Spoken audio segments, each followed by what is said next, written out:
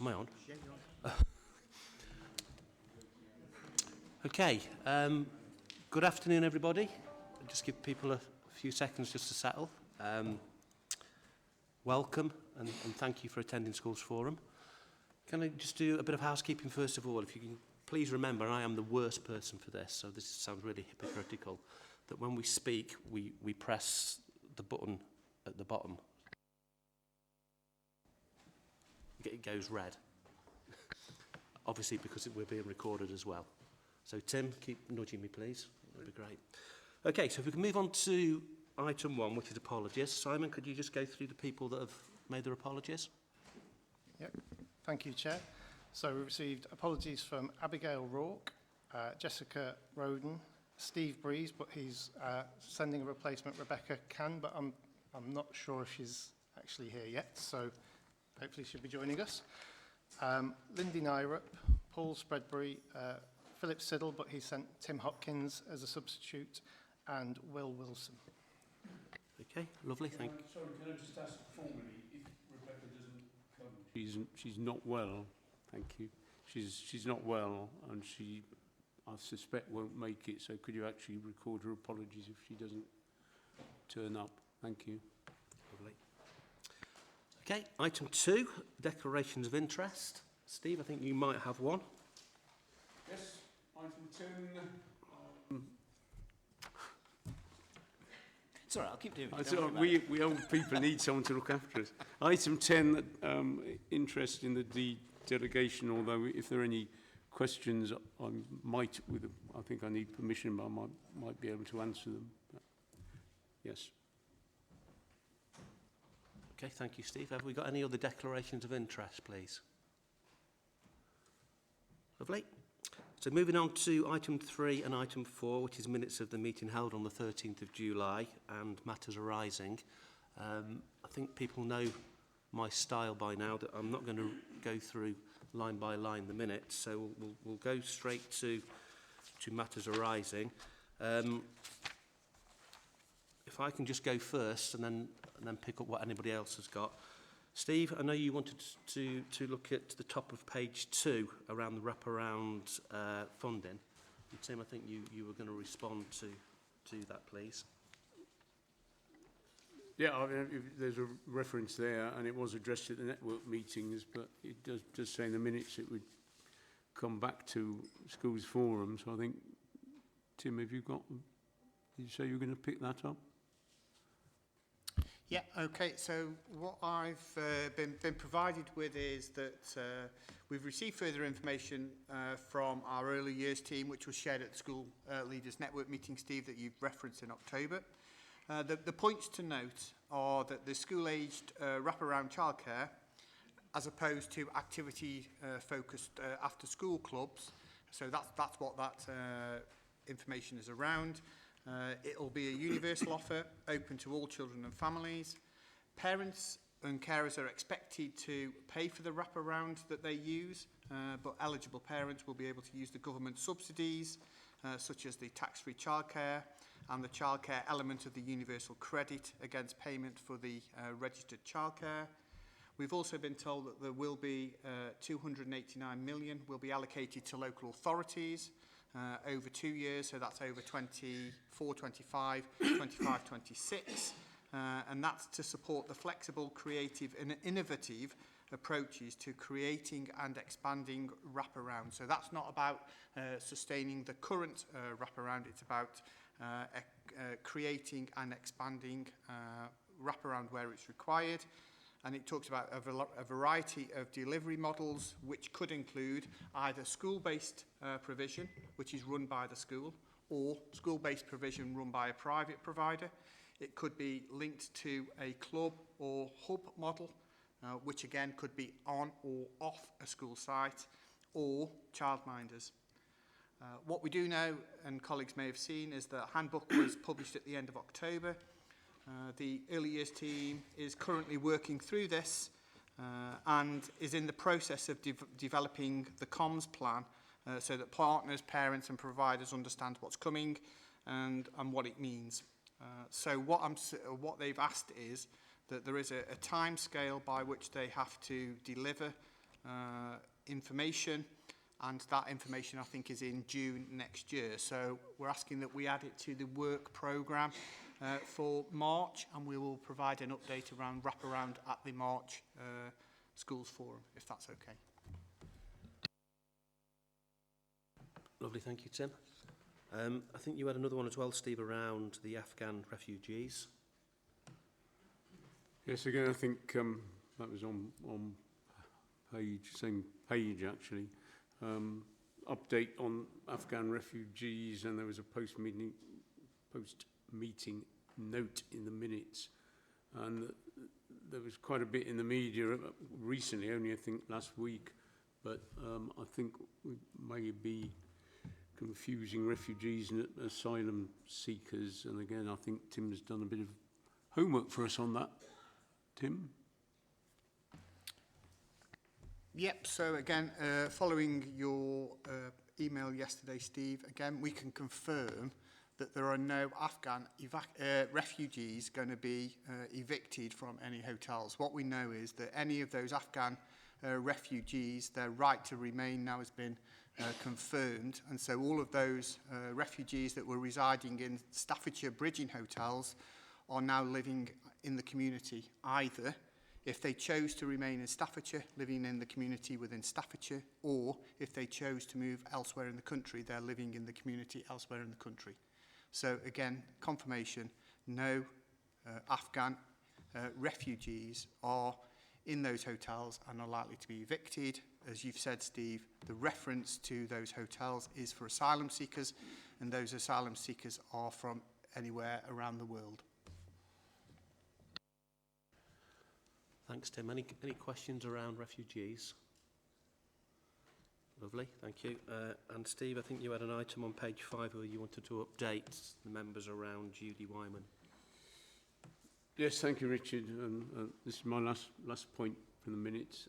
There's a under the Committee of Schools Forum membership on page 5. There was a reference to Judy Wyman confirmed as one of the representatives of the schools consultative groups. On the other one, Judy, in fact, has had to step down in any case in the summer, but I know that a number of people round the table have known Judy for a number of years and appreciate the huge amount of work that she's put in, not just on behalf of Askell, but on behalf of schools and for education in Staffordshire.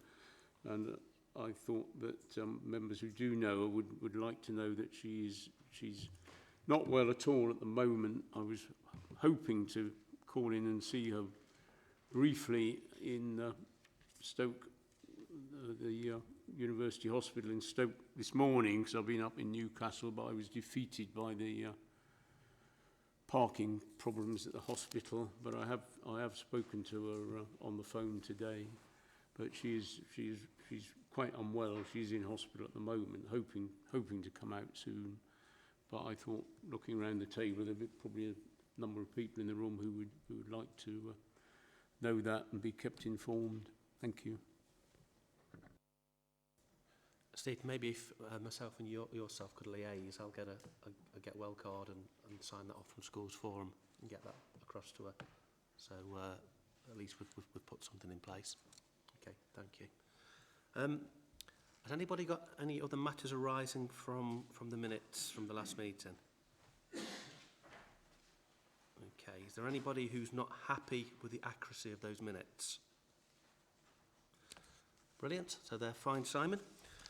Which means we can move on to item 6, which is the termly membership review and constitution update. Thank you very much, Chair. So there's not a great deal more that I can add to the report that I shared, but just to give a bit of background.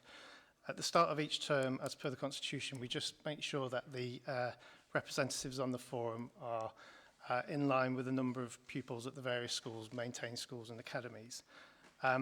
Whilst Tim did this at the beginning of September, I was looking through the Constitution and I realised it was quite out of date, branding-wise, and also references to select committees, which are now our scrutiny committees. So I've made some very, very minor adjustments to that. which you can see the Constitution is there for you to have a look at. I am also proposing that in the future, when the amendments are made to Appendix C, because it happens at the start of each term, that I share that information with Richard or the chair at the time, so they're aware of it, and I bring it to the next available schools forum meeting, rather than having a situation where, when I looked at the Constitution, I noticed it was a couple of years out of date. And as long as the forum is okay with that, that'll be the recommendation I make. Happy to take any questions on the report, though.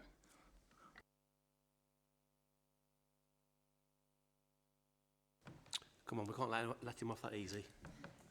There must be some really tricky questions out there that we can ask Simon. Well, actually, Richard, sorry. You did ask me one thing in the meeting, the chair's briefing. You asked me to find out how often the Constitution should be changed. I did. And the answer to that question is it's changed when it needs to be changed. So if there are no amendments that need to be made, no legislative amendments that are required, then we don't necessarily need to update it. But obviously this is something that we do each term. It's a very minor adjustment, so that's the only amendment that we would be made. Okay, thank you, Simon. Item 7, notice of concern and licence deficit agreements. I think that one's for you, Mel. Yes, you know, getting away from this microphone, Lark.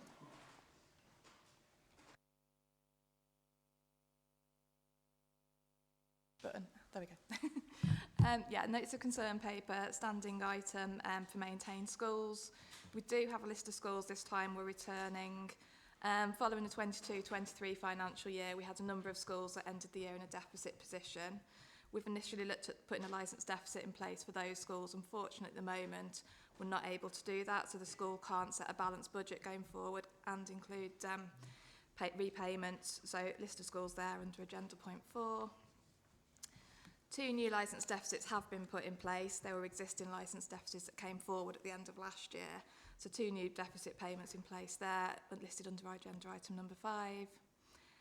And then 3 schools in agenda item number 6. They're not actually in a deficit position yet, but we have got a deficit budget, so we're working proactively with those schools to try and ensure that they don't go in a deficit position at the end of March this year.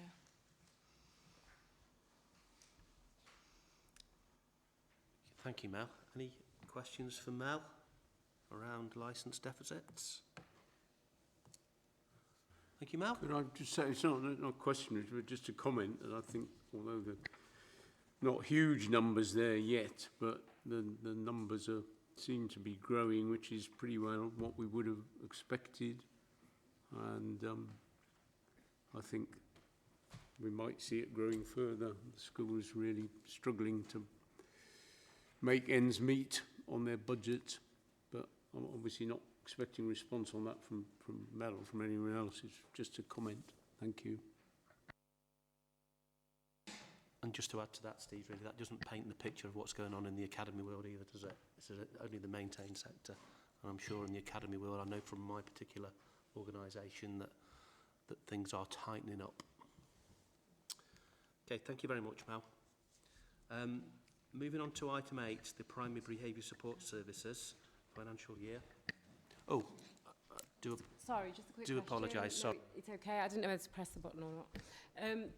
In terms of the licence deficit position for the schools, are there still a list of prescribed constraints? And if so, where are they found? So there used to be a very clear sort of document that said what they could spend and what they couldn't, and where the scheme of delegation sits and so on. Is that still in place? Has it changed?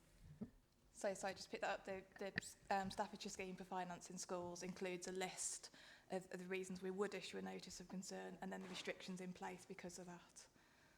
Are they new or are they revised or are they still existing? No, they're existing. I think they were revised 2 or 3 years ago. There was an amendment last forum to the Staffordshire Scheme, but it was literally a presentation issue, so they're all still the same. Yeah, thank you. Okay. I wondered whether there's a link to academisation within there at any point, Tim. You're going to have to expand on what, when you say a link to academisation. So I wondered whether there was any mandate that had been updated in terms of the financial position and academisation for those particular schools.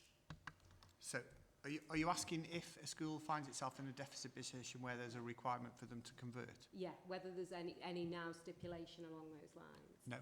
Right, okay, thank you. Was there ever? No. Oh, right. So the only requirements in terms of requirements to convert are around eligibility, and I think that's the kind of the question, isn't it? Are those schools eligible for intervention?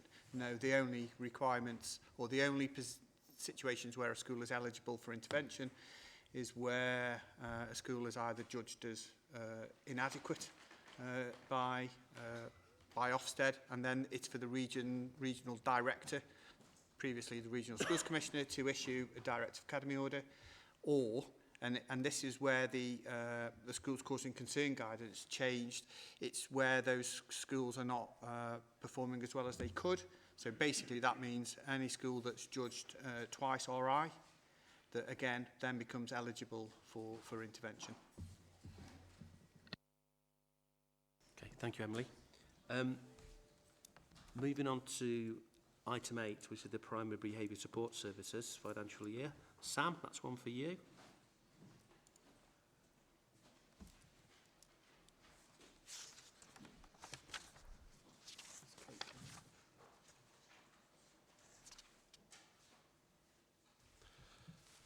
Good afternoon, everyone. My name's Sam Thompson. I'm an Education Commission Officer involved in the performance management of the contracted services with Trust, the Primary Behaviour Support Service and the Minority Ethnic Achievement Service. I've also got my colleague Kate here, who's the head of the Centre Service at Trust. So to start with, the Primary Behaviour Support Service report has been circulated with the agenda, so hopefully you'll have had a chance to have had a read through that. I'm just going to spend the next few minutes running through some of the key points of the report. So if I can initially refer you to the executive report for the Primary Behaviour Support Service. We are here at Forum today to inform of the current Primary Behaviour Support Service offer to Staffordshire maintain primary schools, to update schools on the recommendations made in autumn term 2022 and the progress made against those, to provide further recommendations to support the continued development of the service, and finally to seek agreement of continued delegated funding from the maintained primary schools delegated budgets. Just to give a little background on the service, in 2012-2013 the service became a de-delegated service under Exception 1 of the funding reform requirements. The maintained primary schools have since voted annually to agree that the service should be provided centrally. So looking at the last academic year, the number of primary behaviour support requests from maintained schools has increased, even though the number of maintained schools is reduced. Point 6 in the report, figure 1, highlights that on average there were 1.5 referrals per maintained primary school. There were 171 referrals made across 74 schools for primary behaviour support in 22-23. Moving on to look at page 5 of the report and the impact of the Primary Behaviour Support Service, we've determined that some 96% of the total number of pupil referrals received to the service remained in their school placement. Based on feedback received from schools and the 3 recommendations received last autumn, the service has implemented some additional delivery. These additional functions provide schools with further support and advice on implementing their graduated response. So looking at recommendation 1, which was to extend the rollout of behaviour clinics, this year has seen an increase in the demand for whole class and whole school support. The primary behaviour support team have been into 9 schools to deliver behaviour clinics, and feedback has been extremely positive. Turning to page 6 and looking at recommendation 2, to target and provide support to early career teachers and their mentors within Staffordshire, the Primary Behaviour Support Services have provided extra support to 3 ECTs last half term, and this additional support will continue to be promoted until March 2024. Recommendation 3 was to develop and expand the offer to schools to provide whole school LEGO training as an adapted teaching method. The service has delivered 5 LEGO training sessions in 5 schools. As detailed on page 7, schools have given positive verbal feedback around this supporting pastoral input.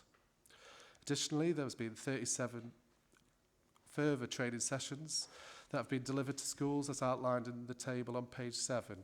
These sessions covered attachment and trauma, autism, behaviour management and de-escalation, Boxall profiles, lunchtime supervisors, nurture and whole school support.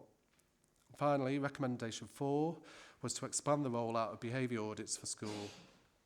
During the autumn term 2022, 2 schools received a behaviour audit. However, due to increased demand and focus on casework, it was agreed that the service will revisit this during this current term. On page 8, we have an explanation of the SEDI survey, and this highlights that we surveyed schools at the end of each visit via a questionnaire. 209 school visits were delivered, and 100% of the respondents rated the service good or excellent. Just to feedback on some of the school feedback that we've received, I have a quote from a primary school in Cannock Chase district that said, "The team are very knowledgeable and always have time to discuss pupils with staff for the very best outcomes for our pupils. We take on their recommendations and engage with families." A school in East Staffs fed back that the training was inspirational, very motivating, and has absolutely given us so much knowledge and drive to start up our nurture group.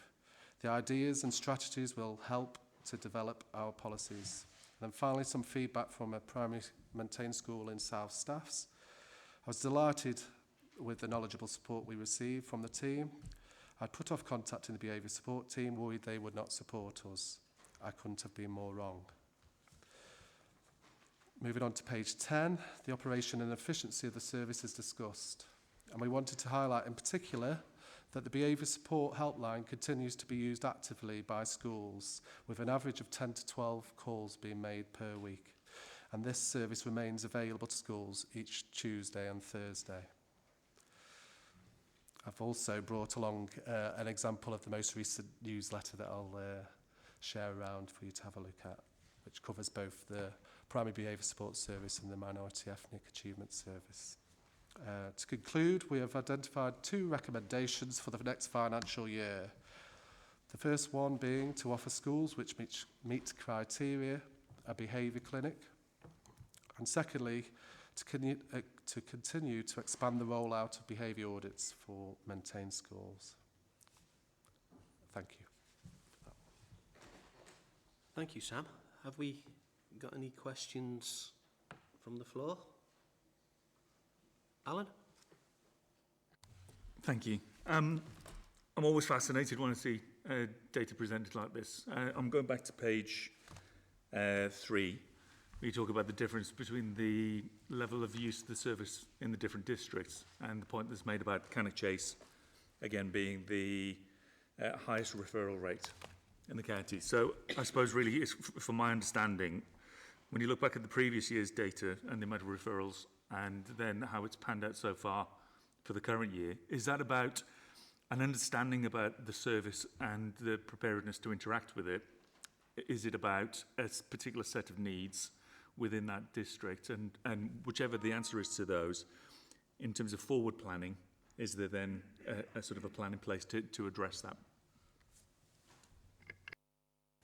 I think there's an element to both in terms of, I actually attended the Send and Inclusion Hub in Cannock earlier this week, and the maintained schools within that district are very familiar with the Primary Behaviour Support Service, and via the LMG and different things, anecdotally, the schools in that district are definitely informed that of the value of receiving that initial observation in classroom, and then the kind of recommendations that follow that in the reports that NTRUS provide. What was the second part of the question? It was whether or not there was a particular set of needs within Cannock Chase that were leading to a higher referral rate. And I think for me, if it is simply about a greater familiarity with the benefits of the service, it's about a resource being used equitably, yes, I suppose, across the districts, and making sure that that's sort of in mind.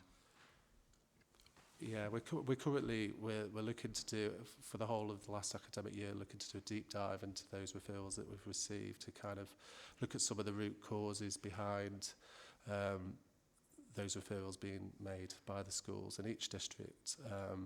So I am working alongside Kate and Jill at Entrust to have a look at those referrals, just to have a look at some of those root causes, so I can get back to the forum with regards to some of those findings.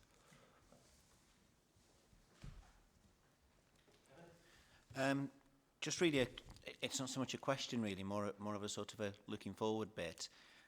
Later on in the agenda, we'll come on to the high needs block and the difficulties and challenges of trying to balance that high needs block. And obviously, this particular service potentially plays a really crucial role in making sure that that high needs block doesn't overspend any more than it is going to anyway.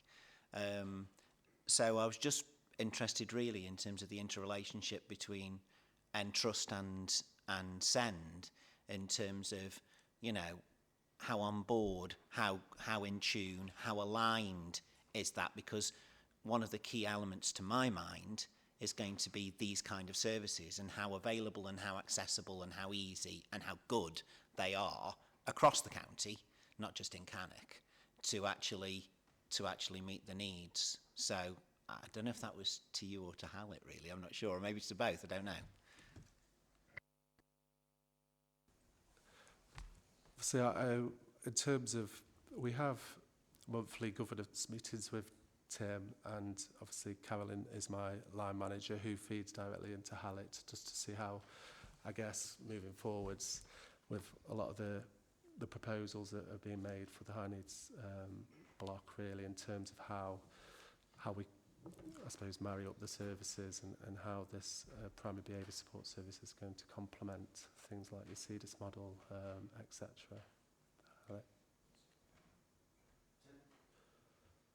And again, just that reminder that this service is only available and funded by the maintained sector. So as the number of academies increases, the number of maintained schools decreases, quite rightly, and so therefore it's a smaller group of youngsters that this is available for. That was actually going to be my next question. Was, you know, obviously, I mean, we can pay for it as an academy. We can pay for it if we want to use it, but ultimately it's funded by the maintained schools. And I guess the concern is if the continued shift is to academisation and maintained schools become even smaller, does that bring into jeopardy the service? Because if the service shrinks to a certain point because there's less schools that it serves, then actually it won't be available for the wider group that includes academies. And that's just a worry, isn't it, really? If I just jump in here, so I would view this service as part of the wide tapestry that we're building in terms of provision. So I think I was due to talk a little bit later on about the enhanced assess plan do review pathway that comes into effect 1st of January, and also the CEDIS model, which is the outreach that we're asking our schools to consider being providers for. So that would be regardless of academy or maintained. And as part of that model, part of the enhanced APDR model, the local authority is committing to half funding the provision that's required within that assess plan do review. And this is pre-statutory support, so before any HCP. So if anything, we're actually bolstering that particular space before statutory assessment is even thought about, which is great. So we're heading in a direction that's quite counterintuitive from a national perspective. In terms of the metrics that you collect, do you look at how many academies are buying into that service, so there is that succession plan? As there's depletion of local authority, schools, and you know there's uptake that I can imagine in terms of academies is a little ad hoc as and when. How are you ensuring the sort of sustainability of the service? So you can clarify sustainability of which service? So if the behaviour hub is accessed primarily by maintained schools, is there an appetite for our academies buying that service, and therefore is it likely to be financially viable long term?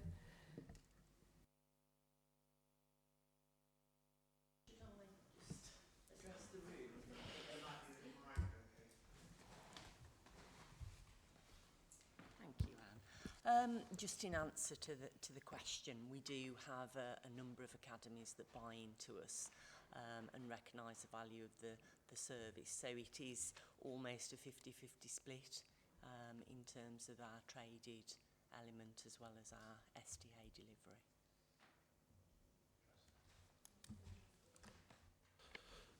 You will Thank you, occasionally Emily. also, schools will approach the LMGs with the individual needs funding to access primary behaviour support as well at academies.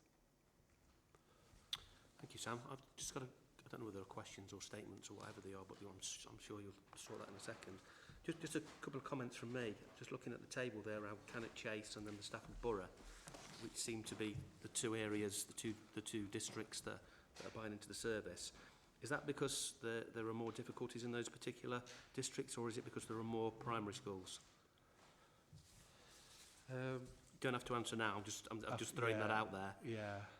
Again, I think it's a mixture of those two factors. And the other one I was just thinking about really is that has your service got the capacity to be able to deliver to all of those schools who want it, or have you got a waiting list? Have you got the capacity in there, or does there need to be more? In the ideal world, would there need to be more capacity?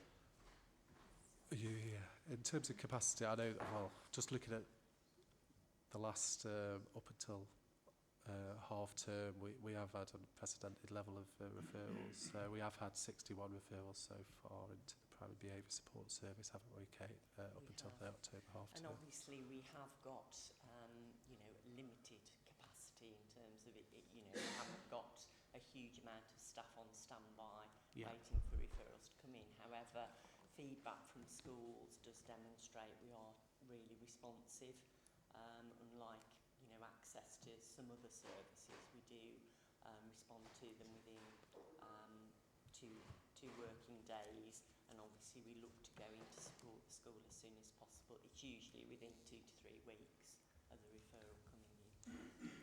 So the answer to that was you're managing the capacity. We're managing capacity. We'd all like extra capacity, wouldn't we? But yeah, okay, thank you. Vicky? Oh yeah. Sorry, I was just going to ask, do we know if there are any academies that are buying into the service? Do we have that information?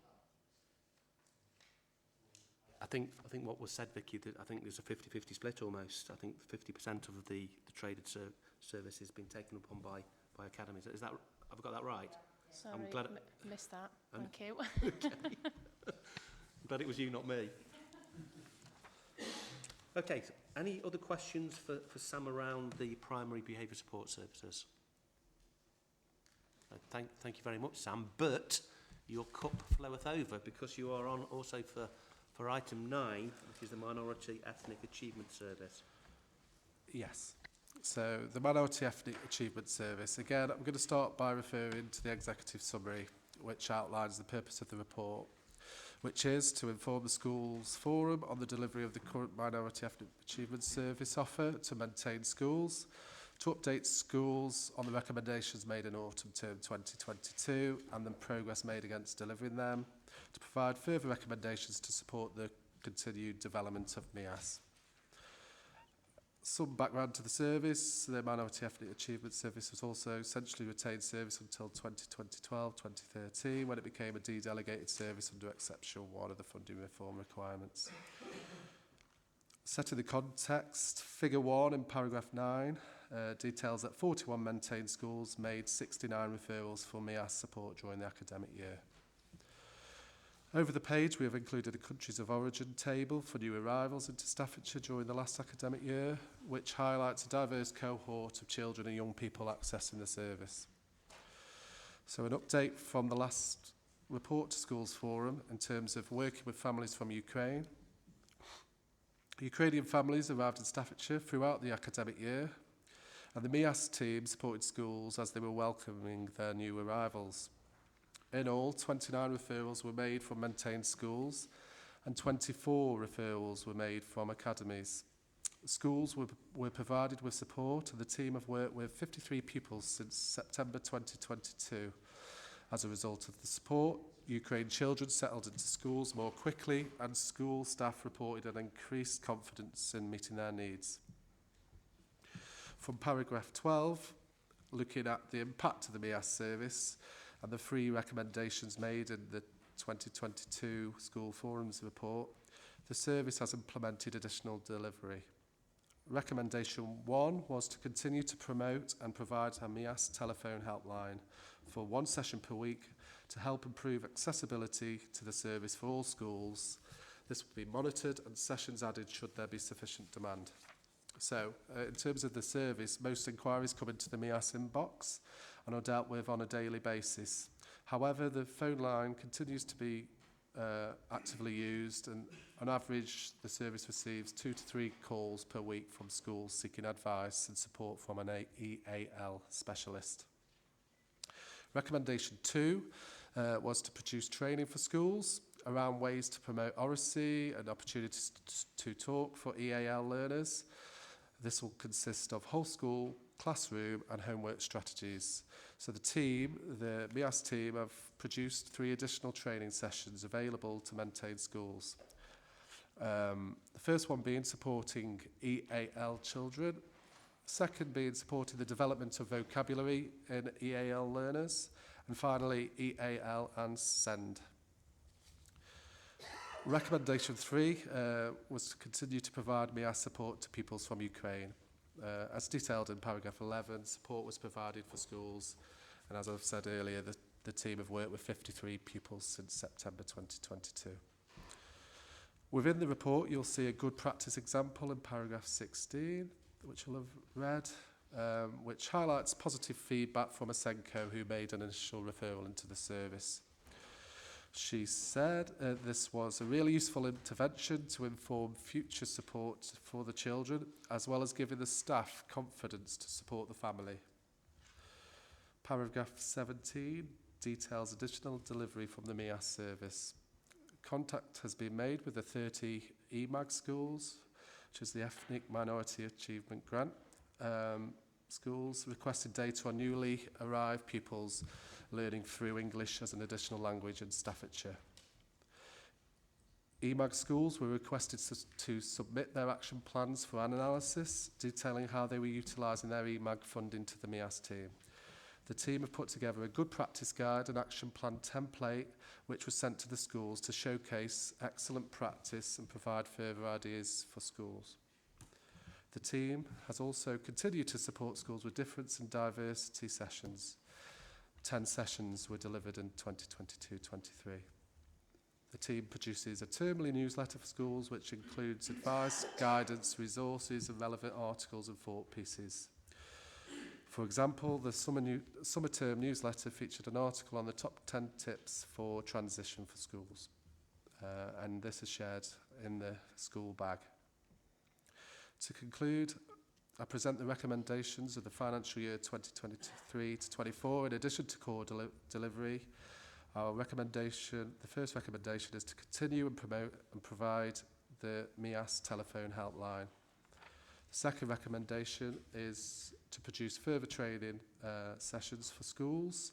The first one being the training around the role of governors in supporting EAL children.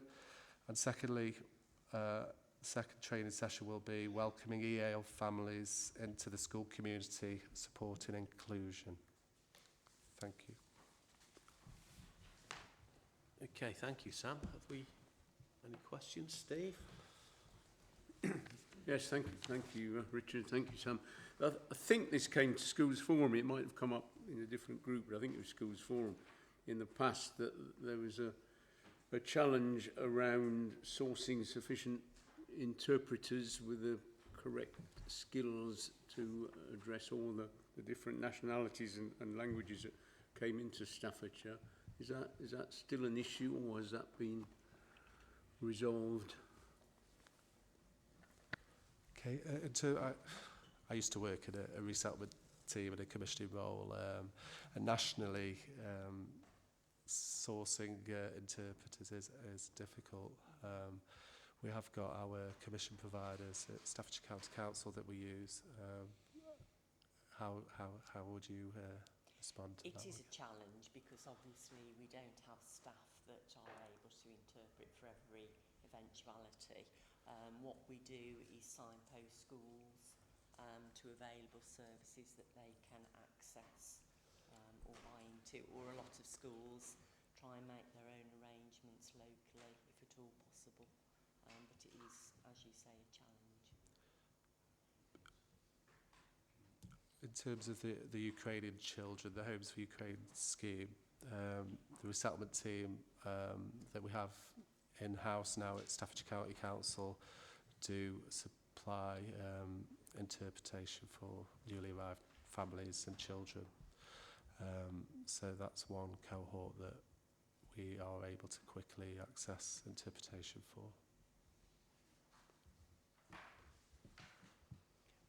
Okay, any other? Yeah. Sorry, Kevin?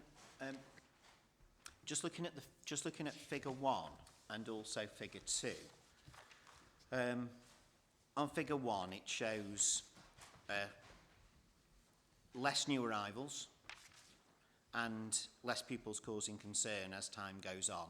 Obviously, in 2019 and 2020, there were far less, but I'm guessing that COVID kind of obviously impacted on those figures. But then you look at the amount of academies compared to maintained, and obviously the amount of academies has gone up to massively higher levels in that same period. So are those two linked together? And by that I mean there's less new arrivals and less pupils causing concern because academies aren't buying into the service, rather than the fact that there are less of them.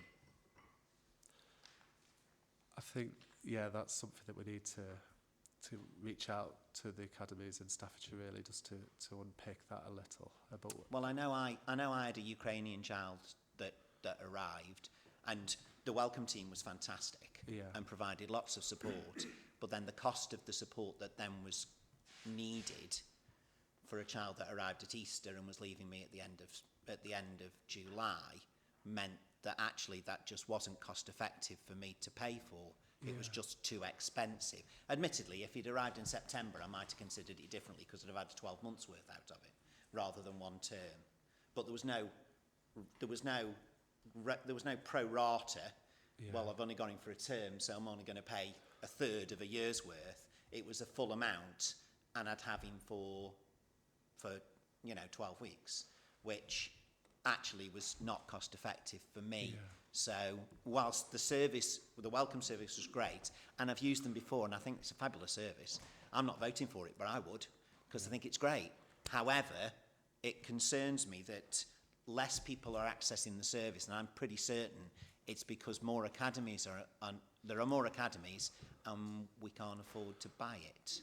I will look into that because it's an interesting point, because coming from the resettlement team, I was surmising really more than anything that it was because academies and schools welcoming, especially Ukrainian children, are able to access the funding tariff from the Department for Levelling Up and Housing Communities. So that had been removed just at the point at which that child arrived. Right. So, yeah, in terms of... Which was nice. That was available for 12 months in terms of the initial 12 months. I know it's paid on a quarterly basis, isn't it? But, Kate, have you got anything to add there? I was just going to add, obviously we have the telephone helpline, which is open to maintained and academies, and we do offer schools the ability to buy us in just for a morning or a session rather than a whole package, which obviously, might be something that you consider in the future, because obviously it's less costly and more sort of cost effective. And I guess the same question applies in terms of funding of this, doesn't it? Because obviously with increasingly less maintained schools, you don't want to lose this service, because this service is really important. But actually it's going to become increasingly difficult to fund if there's less schools that are paying into it. And I know you're going to get the academies paying as you go, but as we all know with schools, it's very difficult to appoint and keep and retain staff if you're not sure if you've got the work for them. I think what we've tried to do is be flexible in terms of our package offer, our traded package offer. So we, obviously schools buy that in and they can access all services, so MIAS, behaviour support and our learning support around cognition and learning. So hopefully that gives schools the flexibility to access all services. Hope so. Okay, thank you, Kevin. Have we any more questions for Sam? Okay, at this point we're going to vote on the last item, and we're going to vote on this item, and to make sure that we get this right, I'm going to delegate this to you, Tim. Okay, thank you. Okay, so yeah, so the previous item and this item are for a vote to retain the delegation, and those eligible to vote, just to clarify, of the maintained mainstream primary school reps. So it's those that are maintained mainstream primary school reps. The question is, are you still in favour of supporting the delegation? First of all, we'll do the behaviour support service one first. So if we kind of do that, take that vote first. So if we kind of go for those who are in favour of continuing to delegate that on behalf of the maintained mainstream primary schools. So you got that, Simon? And any against? Okay, thank you. And so then we move on to the MIAS support again. So again, this is exactly the same. For schools, are we in favour of maintaining the support for the MIAS service? For those in favour? Any against? Okay, thanks. And that will help when we get to the budget report, Will.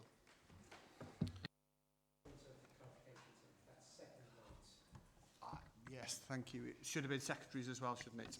Yeah, thank you. Thank you for reminding me. So can we just, sorry, so it is mainstream. And I delegated that to you to really get it wrong. Maintained schools. You did delegate it to me to get it wrong. So it's maintained mainstream schools for the second vote. So if those secondary colleagues, or middle as well, Chris, because you're there on behalf. So if we can look for the secondary schools as well. Any those in favour? And against? Thanks for the clarification, Will. Thank you, Sam, for that. Much appreciated. Moving on to item 10, which is the school budget delegation, central expenditure and education functions. Before you do that, Will, would you like to introduce everybody to your colleague? Yes, this will be the last time I present this report. My colleague Luke Rogers will be taking over from me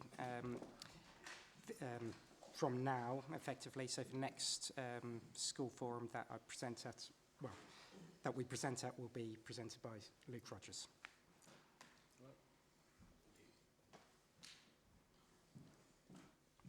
Over to you, Will. Thank you. This is the annual report where we take the school budget 24-25, de-delegated central expenditure and education functions.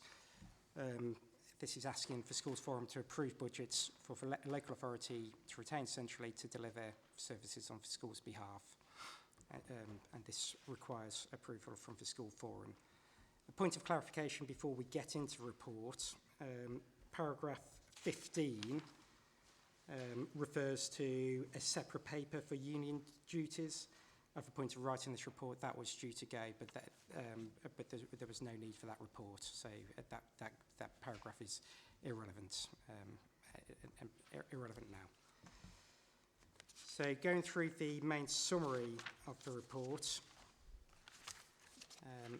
the budget areas proposed for de-delegation for 24-25 are the same as those in previous years.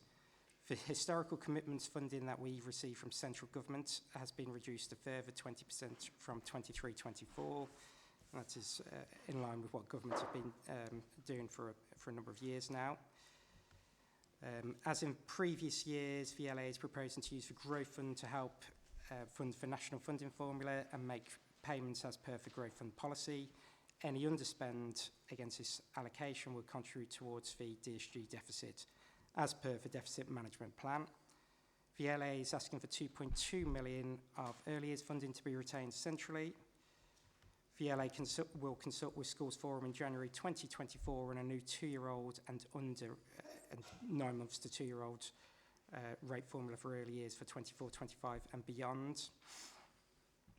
VLA is asking for approval of a provisional levy of £57.87 per pupil from maintained schools to fund the Education Functions Act, which is a minor increase on last year's levy. So the recommendations of the report is that the Schools Forum members from maintained schools only vote on each de-delegated budget heading. We've already taken 2 of the previous 2 items for approval. And then we'll step through the report and get approval for the historical commitments and ongoing functions with essential schools block to be retained centrally. And then approval for the continued use of the growth fund allocation. And then in the early years area, approval of the early years funding to be retained centrally. And finally, approval for the Schools Forum members from maintained schools only to approve a levy for the education functions. So stepping through the report, in paragraph 9, we've got reference to for 24-25 DSG allocations to local authorities will again be made using the national funding formula. The DfE recently republished provisional NFF allocations due to an error in their initial calculations. Funding rates used within that, the NFF have reduced approximately by 1% because of this for 24-25. However, at this stage of the year, individual schools had not received their budgets for 24-25, so we hadn't communicated those rates published in error to schools. As we think the decisions made today, plus the census returns, are so key to the schools' budgets. We only, within Trust, we only advise schools to forecast the lower permissible amount of MSG in their budget planning for future years. The final DSG allocations will not be known until December, and local authorities need to submit school budgets to the ear survey by January 22nd, hence why decisions need to be taken today. Moving forward to the de-delegation, paragraph 12 states that the de-delegation items are for maintained school members only, and there will be a vote with the maintained schools on whether to keep retain these services centrally. Paragraph 14 states that the insurances that still are provided through the risk protection arrangements, which is a big self-insurance scheme that the DfE run, and that's been going for a number of years now. Final figures will be finalised later. So these are provisional items. There's nothing drastically changed in the delegation services from last year to 24-25. The items are all in the table below paragraph 16. So I propose we just take a vote on those. Do member forum, maintained forum members agree for these budgets to be delegated for 24-25? I'll pass over to Simon for vote.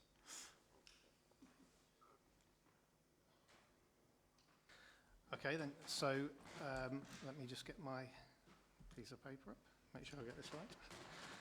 So it's the de-delegated budget. So the question was, do maintained forum members agree for these budget areas to be de-delegated for 24-25?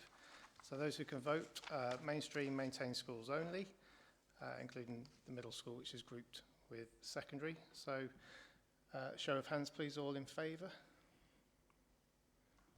2, 3, 4. Against? 1. Abstaining? Okay. Okay.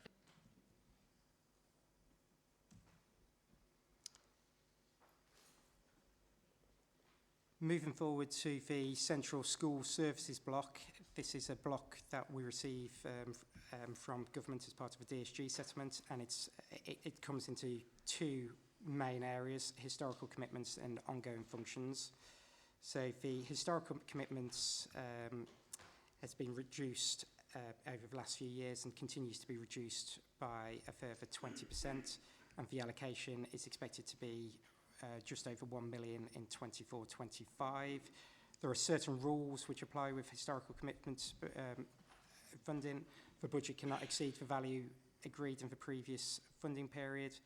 The expenditure against these budgets must be as a result of arrangements that already existed before 1st of April 2013, and the Schools Forum must approve the amount of the budget set for each heading. The only remaining heading for historical commitments is now prudential borrowing. The budget for that is 924k, slightly below the 1 million allocation. The remaining historical commitment funding will be contributed towards the DSG deficit. School Forum are also approval is also required for the SEN transport budget of 250k. This is a historical contribution, but is now funded from the high needs block and requires School Forum approval. So the second vote of the report is, does the School Forum approve the use of the historical commitments funding and the SEN transport budget as set out above? Hand over to Simon. Well, can I just, it's not a question, I think it's a point that we lose memory around, which is around those historic commitments. And it was a recommendation from Schools Finance to remove any historic commitments out of that funding a number of years ago, so that we didn't lose that funding. And so the funding that was funded out of there now is in the schools block, isn't it? Yes, it was transferred into the schools block, yeah. Previously and previous decisions when we've unwound previous historical commitments. Can I just ask a question? If we don't approve the delegation, your voice, so it's loud anyway. Sorry. If we don't approve the delegation of these budgets, what's the alternative? So it depends on the individual budget. So the delegation ask, which we've just had, yeah. If you didn't approve them, the budget would be delegated to schools, but then schools would be responsible for delivering those services. So essentially, we're sitting here as the representatives making that decision to delegate them into a central, so that they're centrally regulated, without consultation, essentially, of our wider audience. I don't know whether I'm misreading that, but that's a huge undertaking for no consultation.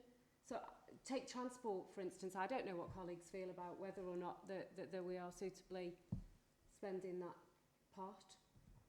I don't feel that we've had the consensus generated through collaborations. I don't know how colleagues feel, but that's why I wasn't able to sort of vote previously. Surely there should be broader consultation with some of these decisions when schools are so bereft of resource and we've got no point of comparison. So are we maximising expenditure that's well validated and substantiated because we've done suitable procurement, or are we going with a consensus that's ill-qualified? I don't know. Sorry, Tim. I know that's that's a huge thing to put out there, but it would feel disingenuous for me to think that... Yeah. So again, I'll just pick up and just reference that point again. So those dedelegated pots, I agree. It's around the maintained schools, so not all members. I agree. The reason why Sam bought those two reports, the behaviour services and the MIAS services, was as a request a number of years ago now from Forum to understand the impact of that service. I guess what I would say is there were a number of people who talked around how they've used it and the benefits it provides. When we move on to these other aspects, then to some extent, I'm not quite sure you have the same kind of opportunities to make those decisions. Because if we have to ask, statutorily we have to ask, but if you're not going to approve some of these, then we will be seeking the approval from... We'd be going to Secretary of State for approval for some of these budgets. For example, this one we're asking for now, historical commitments, is for prudential borrowing, so it's for borrowing undertaken to build school buildings, and there's a repayment period of 25 years, which We took out between 2006 and 2012, so we're committed to those for a long time.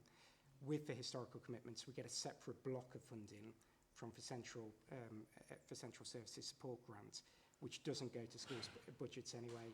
So unlike the de-delegation, where that's delegated to schools' budgets to begin with, and we're asking it to be de-delegated back to a central pot, this doesn't go to schools to begin with. It's a separate block. However, we're still required to ask the school forum to keep this. Yeah, so in the same way the high needs block went to, it's still on, to the Secretary of State when we said no to that transfer, and then it went, and then it's back. So you would do the same. So it almost gets. Yeah, it would do the same. It'd do the same. It's a little bit. The decision would likely to be a little bit different than the high needs block decision, because the high needs block are asking for an amount from the schools block budget.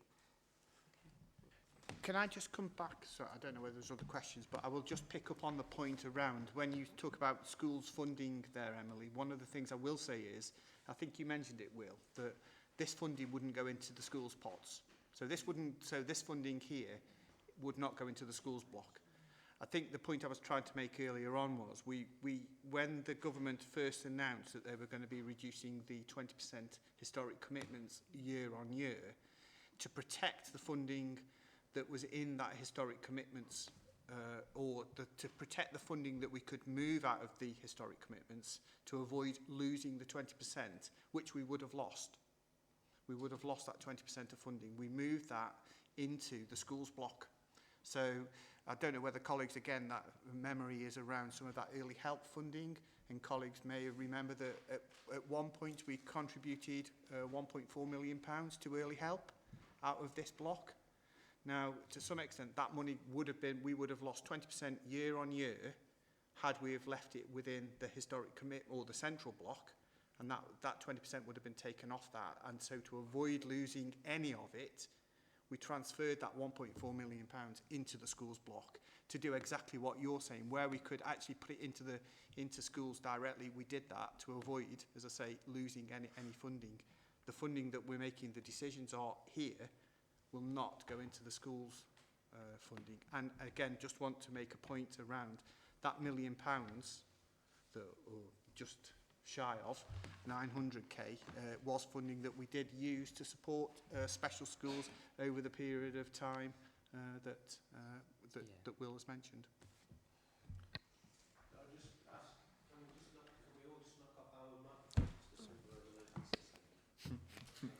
Could I just ask Will to refresh my memory, because we've asked this before and I'm not sure if I remember it correctly, but that that figure under the SEN transport budget, that's only part of it, isn't it? Is that right? Yes, it's a part of the contribution to the SEN wider transport budget, which Ant will know better than me, but I think it's currently over 20 million of the current costs. So we can't increase the 250k that we ask. So that's why it stays at 250k every year. But we can ask for it, but now it comes from the high needs block. Yeah, that's what I thought. There's only a fairly small, or very small percentage of the total amount, isn't it? Yeah, thank you.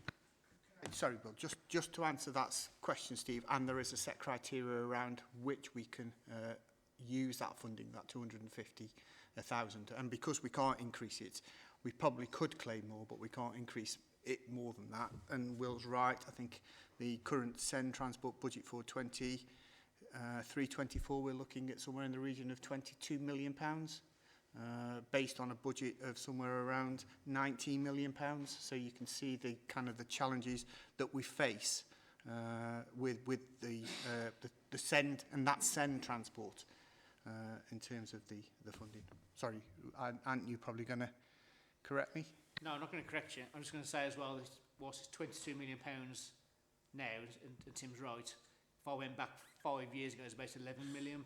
So it's the council had to put in, say, £11 million more money in the last 4 or 5 years just to keep up with the growth in that demand. So yes, this £250,000 is a small amount, but it's an appreciated contribution to those escalating costs that the council's having to put in. And if you said no anyway, it would only go back into the high needs block, not to schools. Anyway. The high needs block can afford it, in truth. Okay, Emily, thank you for that. I mean, it's got me thinking and juggling in my mind really around the fact that a lot of these decisions have been made historically, and we've always maintained schools, have always nodded, but you are taking on a lot of responsibility in terms of voting for your sector when your sector probably are not aware of what's going on. Does that sum it up what you're saying? The added complication is the entrust dimension, which, almost as a third party provider, a commission service, we would also need to look at in terms of the connection. So I don't feel that that's clear any longer. So around early years and some of the other services, in terms of what we are procuring and brokering, I feel, I don't know how others feel, but we need to crystallise that understanding again, because it's just not clear, Richard, I don't think. Vicky, just be patient, sorry, and I'll bring you in. Sorry, I can't see your name. I do apologise, Karen. I still can't see, even if you turn it that way. But Karen, go on. I just wanted to say to you both, I totally agree with Emily on the one before. I voted against purely because I hadn't got enough information, and I would never vote for any money to come out of the school. And without talking to other people as well. So I think we need either more information or more of a background, or at least something that we can connect to and have a look at when you're asking us of these sort of questions. And I felt as well, I don't know if anyone else did, I felt with both of them, we didn't go to questions. We went straight to, you wanted to vote. Well, I would have voted against again. I'm going to be voting for it now because we've had a discussion. And so I would just plead that please don't try and rush it through when there's people like myself that aren't 100% sure. Thank you. Well, very, very fair comment. Vicky? Just picking up on Emily's point, I think Steve and I, as maintained reps, are very mindful that we're doing the voting and on behalf of the sector. So we email the agenda out, don't we? When we get the agenda, we email it out to all the maintained schools and say, we're going to be asked to vote. Look particularly at, no one ever replies. And so it's not consulting by any way, shape or form, but I think we're very mindful as members who understand it better than others, because by virtue of being members, but we're representing all those maintained schools, and they don't know enough about it really. So but we are saying to them, this is what we're going to be asked to vote on. If you've got a view or want to ask us any questions about it, because we are going to be voting on your behalf in the meeting.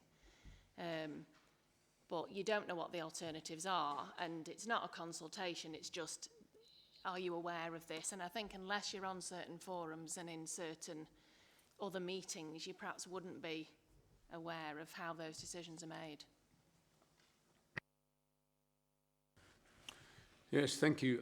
I don't disagree at all with those views, but just to put it into context, if you look at the table in Will's paper, you'll see that there's just one. It's just slipped off my screen.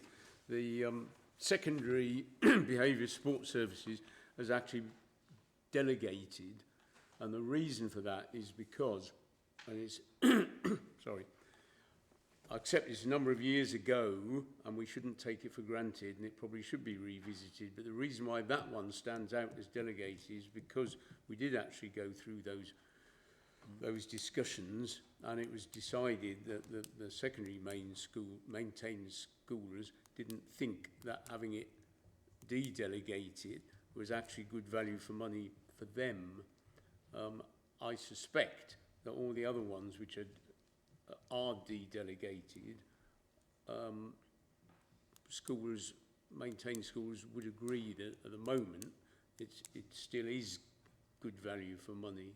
But we did, I mean, the first year and possibly the second year, we actually had voting slips for each separate line of delegation on that table, separate for primary and secondary. And we did that certainly 1 year and possibly 2 years. And the next year, it was not me, it was actually the vice chair at the time, said, do we really have to go through all this? We know what it's, can we just not do it en bloc? And we've been doing that since. And you might both be right, or all three of you might be right. It might be time to revisit it and look at it in a bit more detail in future years.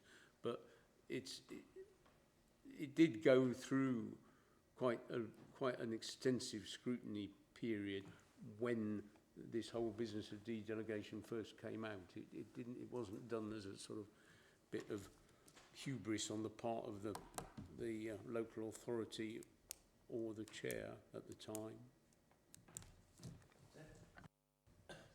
And could I, again, one of the things I will point out, and I appreciate we're all really busy, is that Appendix 1 in the pack does provide some of the detail around each of those areas. And so, again, I would just remind colleagues that there is the information that is in the pack. I appreciate the comments around who's voting and who we're voting on behalf of.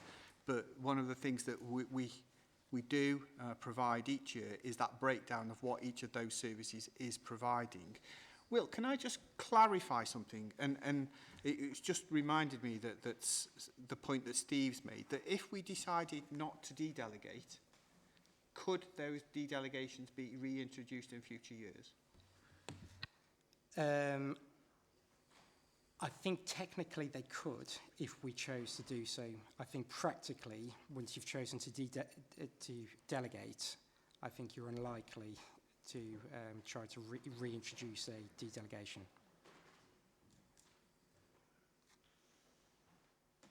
Okay, so for the minutes, lessons learned from that discussion are...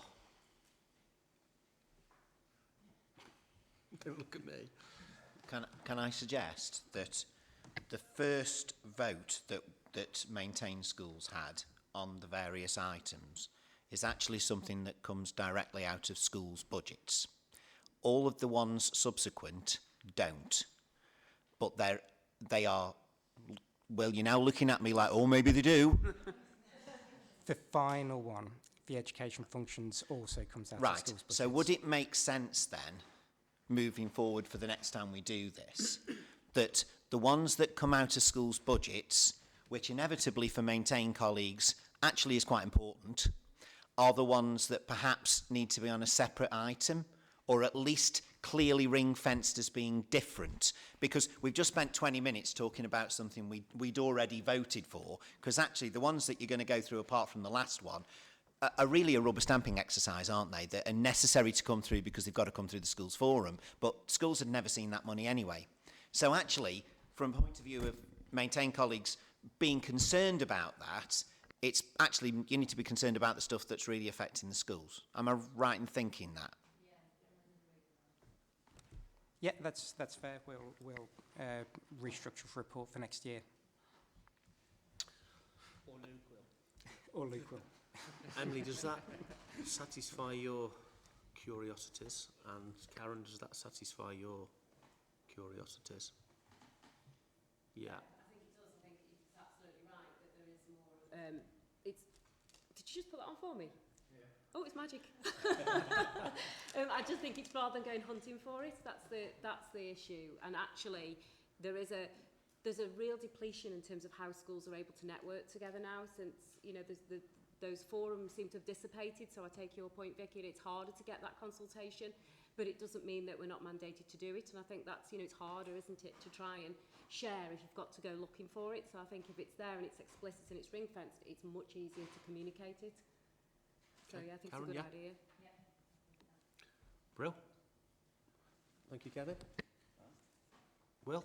I think that takes us back to, if there's no more questions, the vote on historical commitments and SEN transport. Okay, so I'll just Was that a joke? Teachers. He hasn't taught for years. I'd just like to clarify, I taught reception all morning, thank you, before I left. That does explain his mental state. And they were a damn sight better behaved than you. So.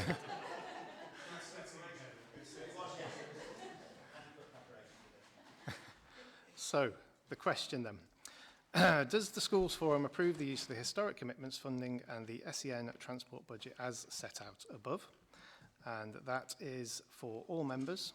So, if I can ask you to keep your hands up as well when you raise them, if you raise them.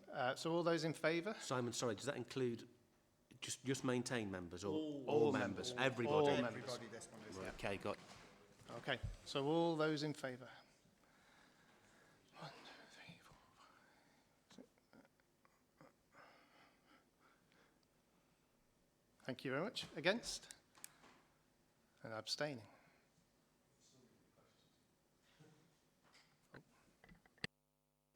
Abstain.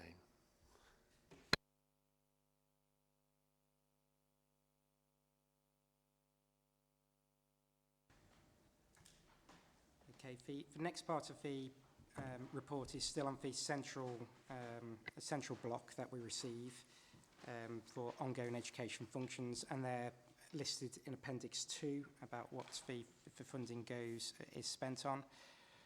We've identified a spend of 4.1 million against a allocation of 4.3 million. So we're asking for approval of that 4.1 million and with the remaining 200,000 being contributed to the DSG deficit. Just to be clear, this is the central block, so this is for funding which doesn't go directly to schools, and it's kind of for rubber stamping ask. So any questions, and can we take a vote on that? Vicky. Could I just ask a question on point 29? Are we on, is that the section we're on, Will? No, we've just got to 25, so we just okay. said yeah. Thank you. So you can ask a question on 29 when the time comes. Can I raise a question? On Appendix 2, you've got the planning for the education service as a whole and admissions. Can you explain what that entails as such? I know it's a one-liner, but just to...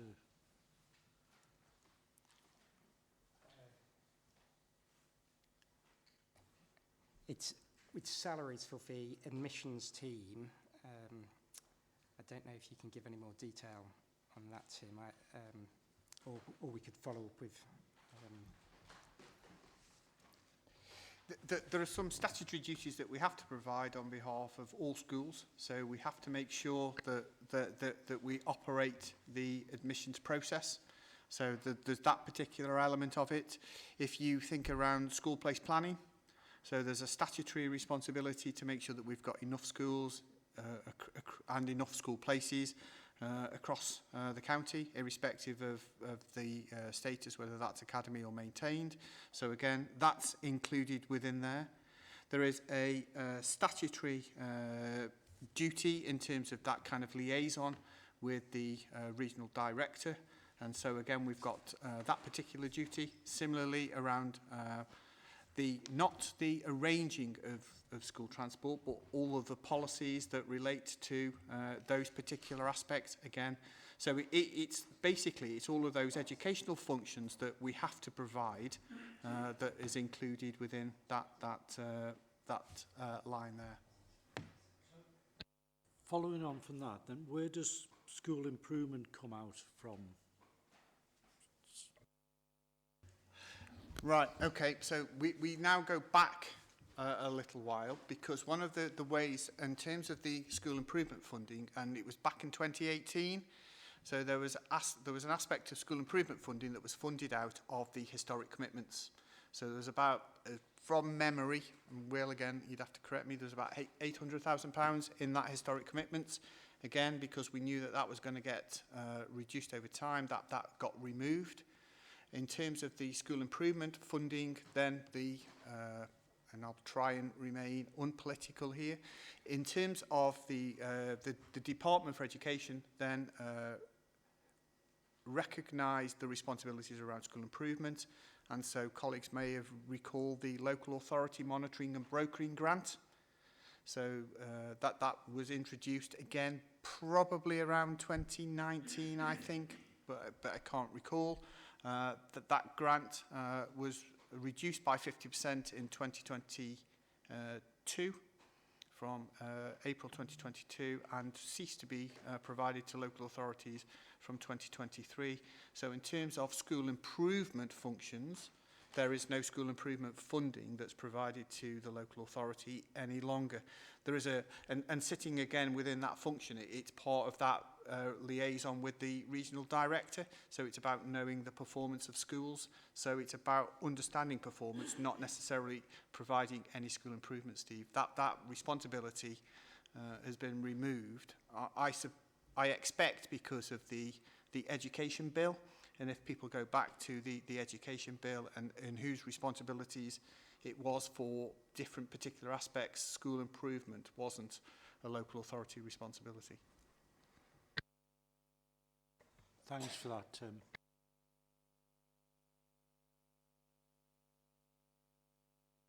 Okay, Will.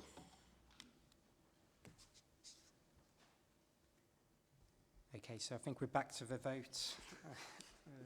With all members. Simon? Right, so to reiterate, so this is another vote for all members. Do Schools Forum members approve the ongoing functions allocation in the Central School Services block to be used to fund these services, which have been listed in the report? So for everybody, all those in favour?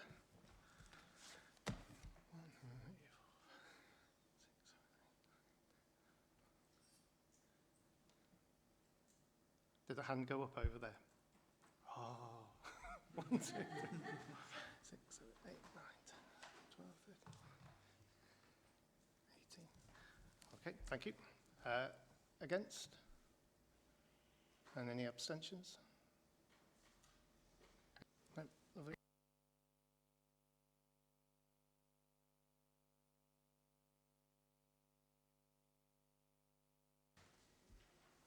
Thank you.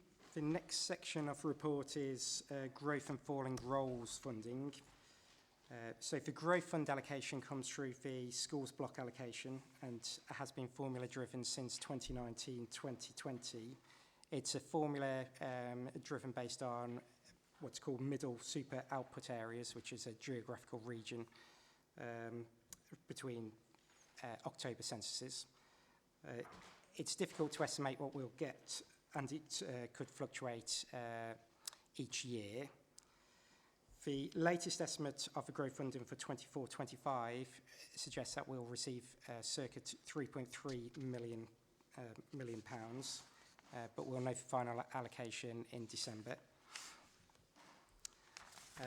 So, as in previous years, we're proposing that we use the growth fund allocation to fund pupil growth in the national funding formula, which was approximately 1.3 million in this current year.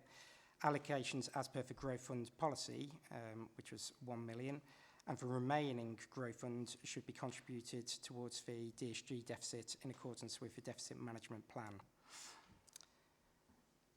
Skipping to paragraph 29 rather. For the first time in 24-25, the government is introducing a funding for falling roles, and this is providing funding to the local authorities based on middle super output areas where they've fallen by more than 10% between the census data. The data we've currently got suggests that we won't receive any funding for this. Therefore, we do not expect to receive any falling roles funding for 24-25. So the question to forum is, does the school forum approve the continuing use of the school growth funding allocation as set out above? And of course, any questions?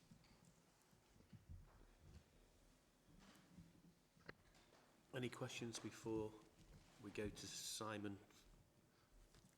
Emily? Quick question. Is the growth fund policy a Staffordshire-owned policy, or is it a national policy in terms of growth funding? It's a Staffordshire-owned policy which went in July's forum and gets approved, but it does follow national guidelines. Okay. Typically growth funding, am I right in thinking that it has had an underspend and therefore it's often transferred over into the high needs block? Since 2019-2020, it's been formula driven, and that's generated. Yeah, that formula can fluctuate each year. Well, formula stays the same, but the amount that gets generated through can fluctuate each year, and we have had surplus funding in there, which we've been able to contribute. Yes. Yeah. Not to high needs, but Not to the DSG reserve. Sorry, the reserve. Yeah, but it's quite considerable, isn't it? That's all in terms of the money that's typically carried across. Yes, it's useful.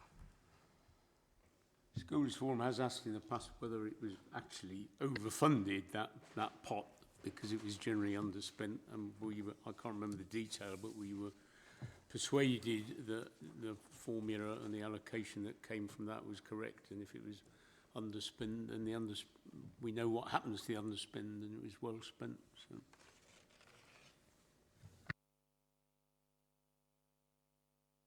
Final questions before we go to Simon?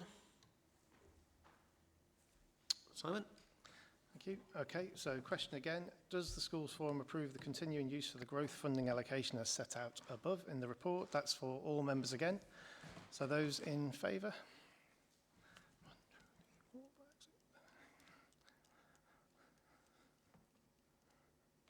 Thank you. Those against? And those abstaining? Okay, thank you. Moving on to early years. So the early years funding is changing in 24-25 with the extension of eligibility entitlements. So previously, we were allowed to keep up to 5% of the early years 3 and 4 year old funding to retain to administer the service. Now it's 5%, but it's against not just 3 and 4 year old block, it's against 2 year olds and the under 2 year olds, which 9 months to 2 year olds will be implemented for 15 hours from September 2024. But the authority is asking to retain 2.2 million to deliver this service. The growth of the eligibility entitlements makes estimating funding uncertain as demand is unknown. But based on government's current forecast of take-up, the authority's ask is 2.2 million, which equates to 2.4% of eligible funding, which is considerably below the allowable funding amount. It is the government's intention to bring the 5% threshold down to 3% in time, but they haven't stipulated by what year that will be. There's a breakdown of what the 2.2 million funds in paragraph 34, which is the early years team, and then with 1.9 million, with remaining funding for payments team for system, finance and general overhead support. Paragraphs 35 to 38 outline the detail of what the early years team do. And if I can bring your attention to paragraph 39, with the introduction of the 2 year old rate, the expansion of the 2 year old rate to cover more families than it currently does, not just deprived families, but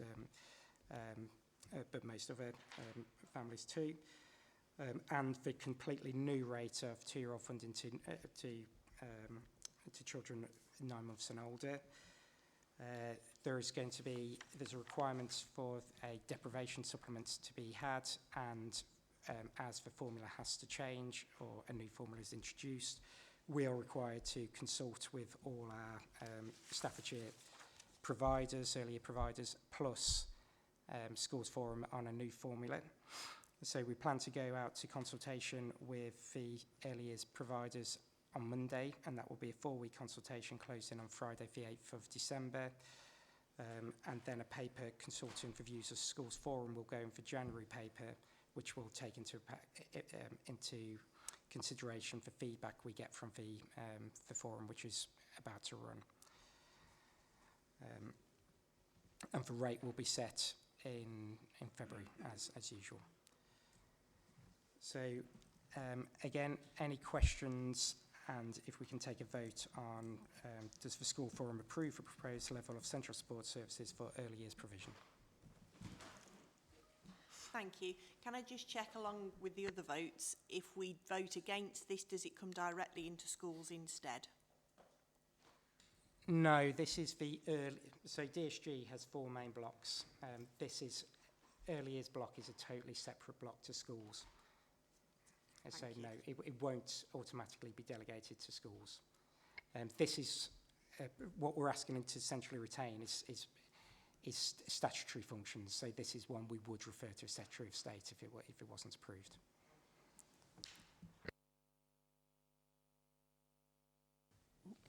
Yeah, it was just to say it's very welcome to the earlier sector around the 2.4%, especially with the target being set at 3. So to be an authority that is allocating as much money into those base rates for the earliest learners is fantastic. I do feel possibly that early years we're consulted with across both maintained and private sectors, childminders, very well with the local authority through the early years reference group. So it was very, very welcome, so thank you to that.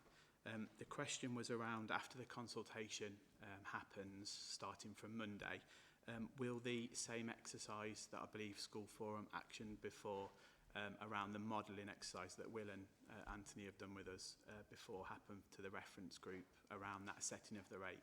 Because it does, the early years reference group does formulate the whole cross-section of early years, not just PVIs or schools or whatever. Yes, that group will happen as always. So I think the dates have gone in for diary for the end of January, and we plan to use it's timed deliberately like this, so we get the consultation response plus the consultation response from Schools Forum to take to that early years reference group before a decision is made by Children and Families SLT in February.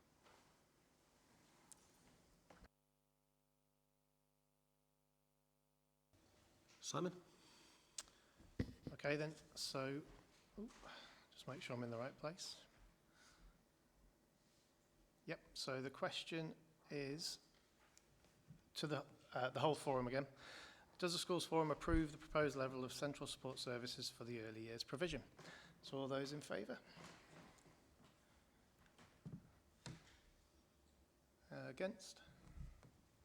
Any abstentions? Brilliant, thank you.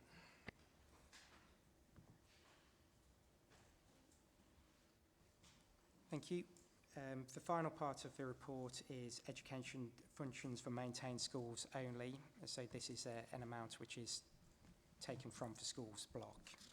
The items are listed in Appendix 3. It's broadly in line with last year's. The overall increase in levy for 23-24 was £56.47p per pupil, and that's going up to £57.87 per pupil, which is circa a 2% rise.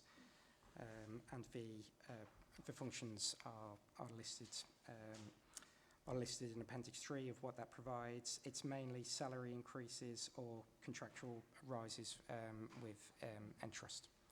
So if we could, any questions, and can we take a vote on this for maintained schools only?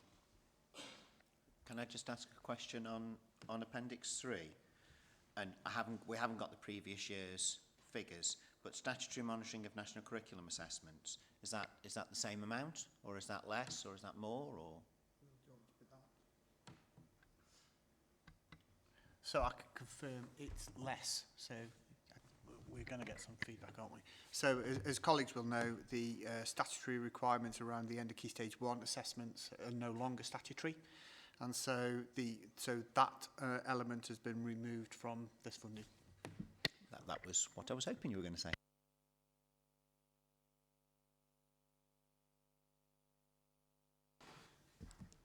sorry, where in Appendix 3 is the, where is the information regarding the levy? The levy, so in Appendix 3, thank you. So in Appendix 3, in the third column is the levy. So you'll see for column 1, it starts with regulatory duties, and then it gives an itemises what the function is. And then the second column is the amount we're going to retain. And the third column is the amount based on maintained pupil numbers, what that is for levy per pupil. So the majority of cost comes from the actual asset management element? Yeah, so that's our statutory compliance and testing, which is the big cost in here, yeah. Thank you.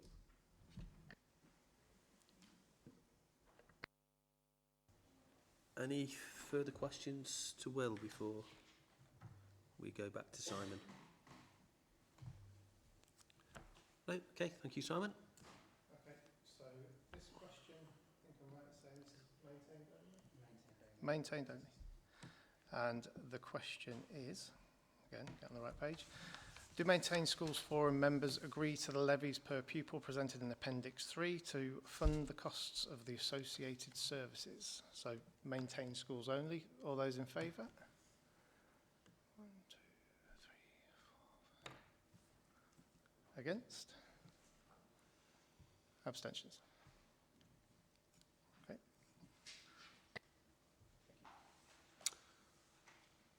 Okay, Will, have you finished? Or? I've finished, thank you very much. No, thank you. Thank you. If you could lean over and give Anthony a bit of a nudge, because he's on next.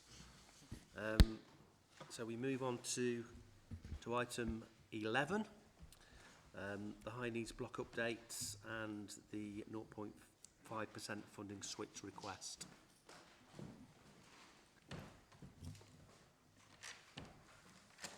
Slick.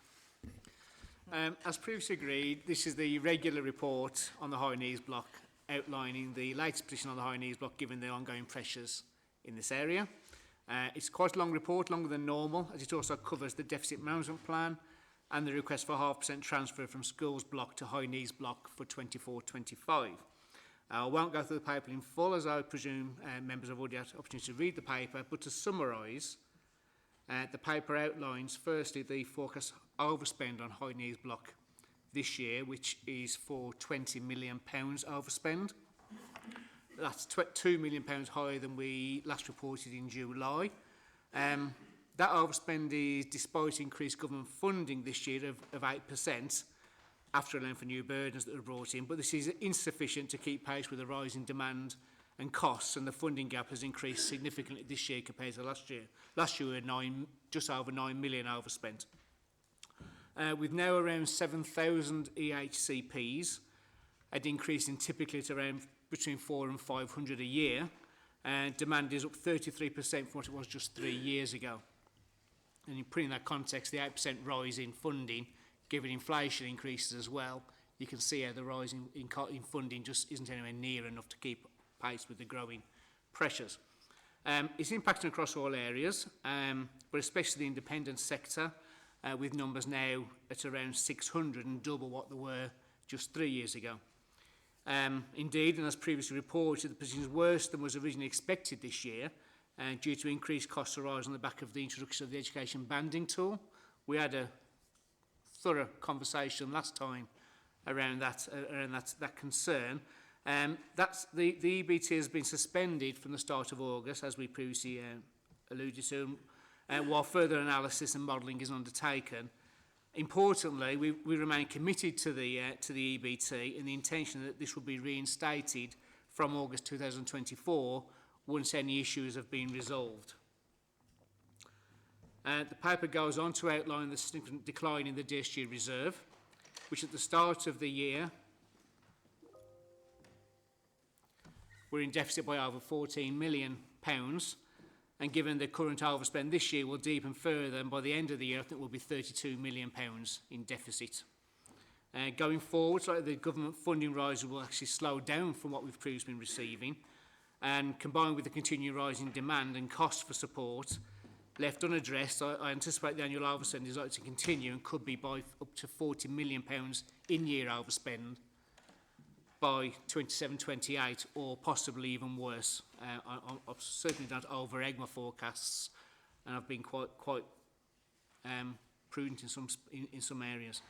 It's a national concern, as I previously mentioned, whilst that doesn't really give any comfort. And the government have put in place a statutory override in recognition of the current situation that requires any accumulated DSG deficits should remain ring-fenced separate to the Council's other reserves and balances. And this has now been extended through to 2025-26. This is effectively a bank overdraft and will need to be repaid at some time, and before it becomes so deep it subsumes all the Council's other cash balances and effectively makes the Council bankrupt. Now, I don't use that word lightly, and Councils don't go bankrupt as such, but you've probably seen a lot of authorities issuing what is a 114 notice, and those are authorities that are probably ahead of us in the curve of that decline and are already to the point where they can't manage without taking interventions that wouldn't otherwise take. Staffordshire, while it's not in a position yet, we're only a few years effectively behind the curve of where those authorities already are. Based on our current forecast, it's expected by the end of 25-26, the deficit will be around 100 million. And that's the end of the statutory override. It's currently unknown how the government will expect authorities to deal with such an accumulated debt shortfall when that time comes. And there's a possibility that the government will again further extend the statutory override. However, and as such, this represents the most significant financial risk to the authority. Given that we're in deficit, we are required to take action through a deficit management plan to mitigate as far as possible the overspend in this area. This has been worked up with 4 things in mind. First, it's unlikely the government will step in anytime soon and provide additional funding. Secondly, the Council is prevented from using any of its own general resources to support this area, as I mentioned, it's a ring-fence DSG grant. Thirdly, the transformation plan that Tim and the team have put in place will take time to impact, and it's unlikely to deliver any significant immediate or short-term efficiencies. And fourthly, if we permit the deficit to grow to that extent, 150 to 225 million over the next 4 years, aside from the chronic impact that would have on the Council's overall financial position, we will have dug a hole so deep by then it will take years, if not decades, to dig our way out of that position and impacting potentially on the level of education support available for future generations. The report outlines in summary the key themes and actions within the plan, including, first, the development of a more inclusive system where more of our children are education supporting our mainstream schools. And by working with mainstream and special schools, we'll seek to provide the necessary support and capacity that will reduce the reliance on the more expensive independent provision where this is not appropriate or necessary. A review of existing policy and any non-statutory provision and alternative delivery and funding options that could reduce the pressure on the high needs block. And the use of any other earmark funds where permitted and approved by Schools Forum. For example, you already discussed the Growth Fund monies previously in the last conversation and vote. The Council has put in place significant additional investment of around £3 million through the Send and Inclusion model to help make this happen. However, at the risk of repeating myself, this will take time, and until this has had an impact and a more sustainable model has been developed, it's actually an additional financial burden temporarily on the already stretched over high needs block. We have shared our deficit management with the SFA already, and whilst we've used their recommended template, this is very complicated and really not appropriate to share in a forum like this. However, we have recently met with and shared this information with the High Needs Working Group. I'll probably break at this point to ask Richard if there's anyone from that working group that wants to feedback from that session.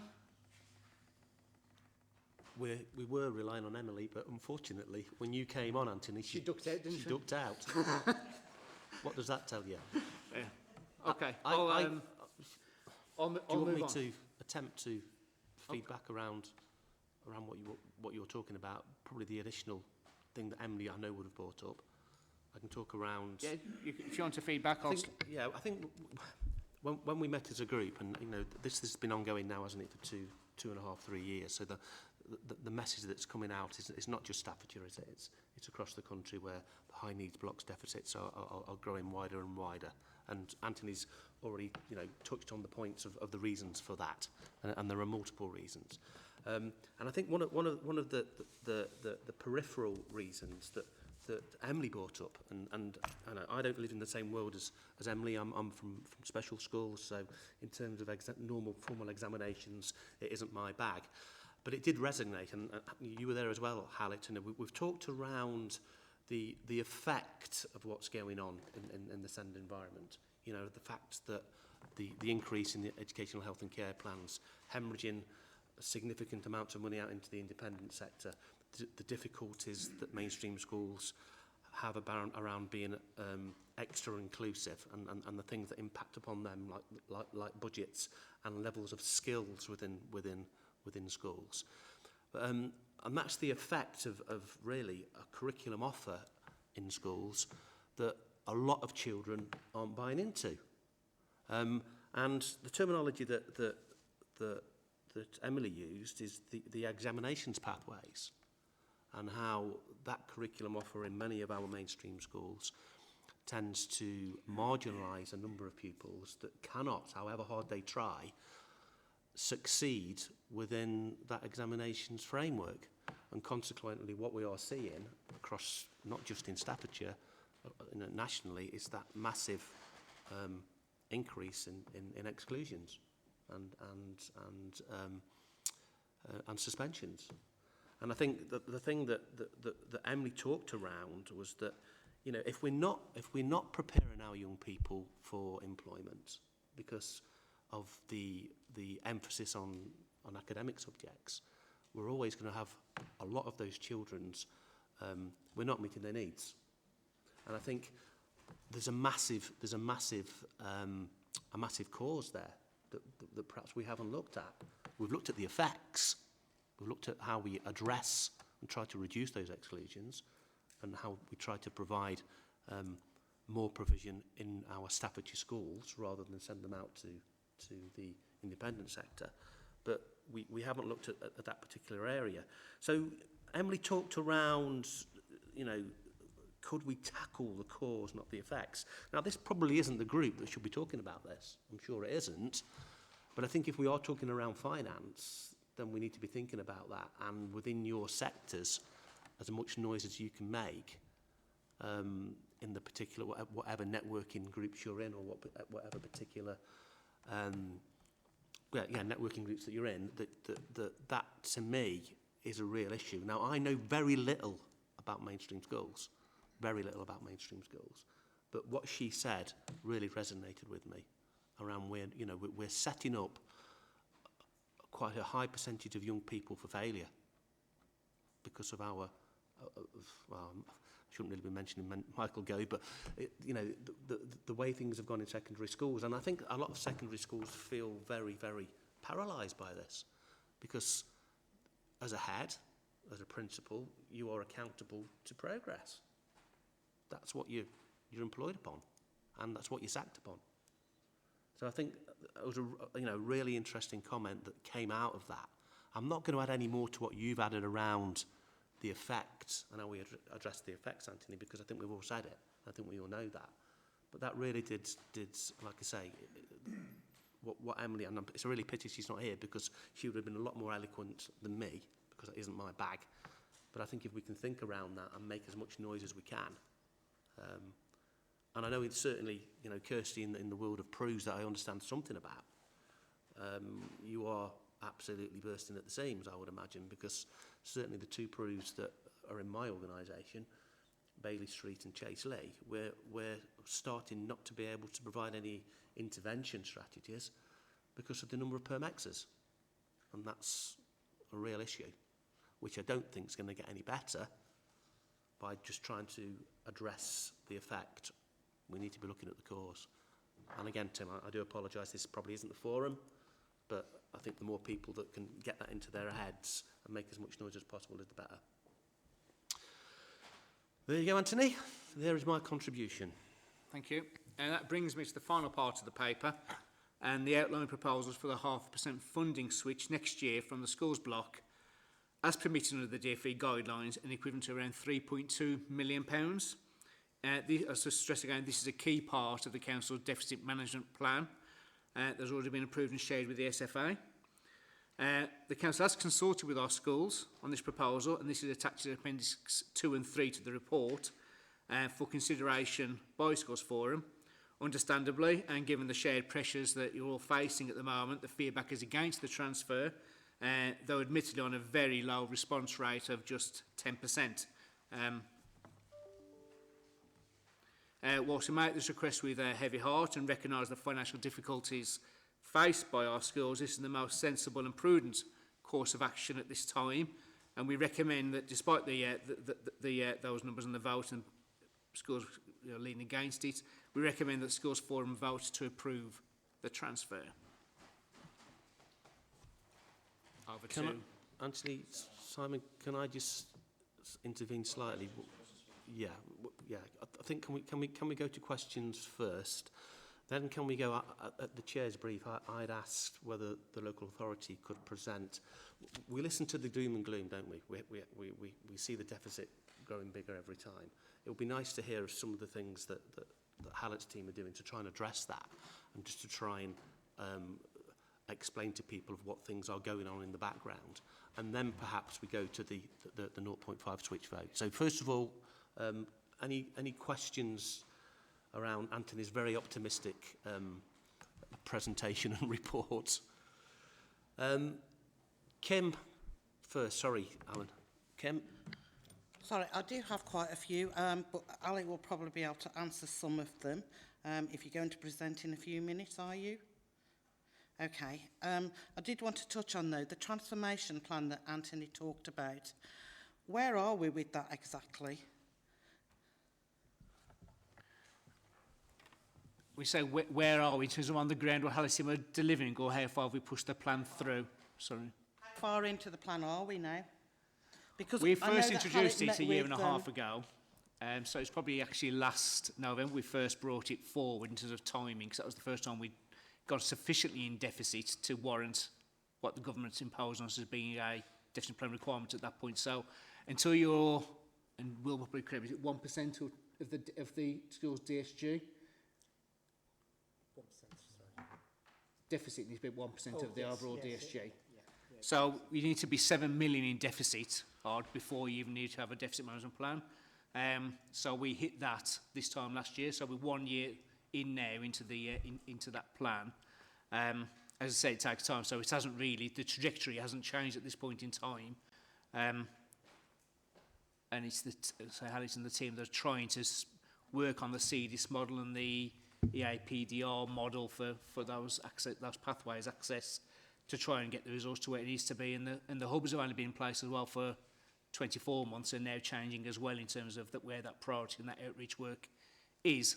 So there's been other things as well in the background, looking at things like residential provisions, and rightly so, the serious conversations, and there's a lot to consider around those policies. So Tim and the team as well are working with and consulting with those schools that could be affected if we, whatever route we take for them, because we do value the provision that those things. There's no easy answers or no blue pill for this issue right now.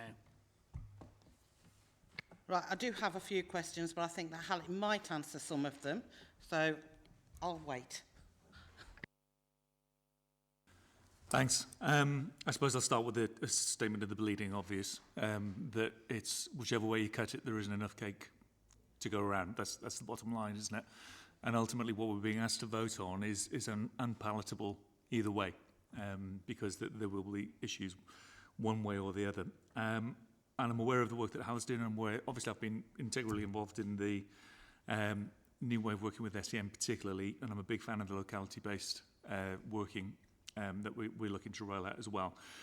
I suppose my question is more about the point that was made within the report about other authorities having very similar issues and other authorities being in a similar position with regards to the high needs block funding and so on. A comment that was made a year or so ago, or maybe 2 years ago, was around the amount of cost that's met by the local authority for children from different authorities that are placed within, and then our children being placed within private provision and so on. I just wondered if there were any conversations, joined up conversations at a regional West Midlands level, because silo working on the same problem that's been experienced across the board, to me, would seem to be an opportunity missed. In terms of the regional working, Alan, I think Hallett will talk and be able to share around the way in which we're working across the West Midlands region. The particular aspect you picked up around the funding and those youngsters who are looked after to other local authorities and are living in Staffordshire. There's been a moral victory with the protagonist in the West Midlands.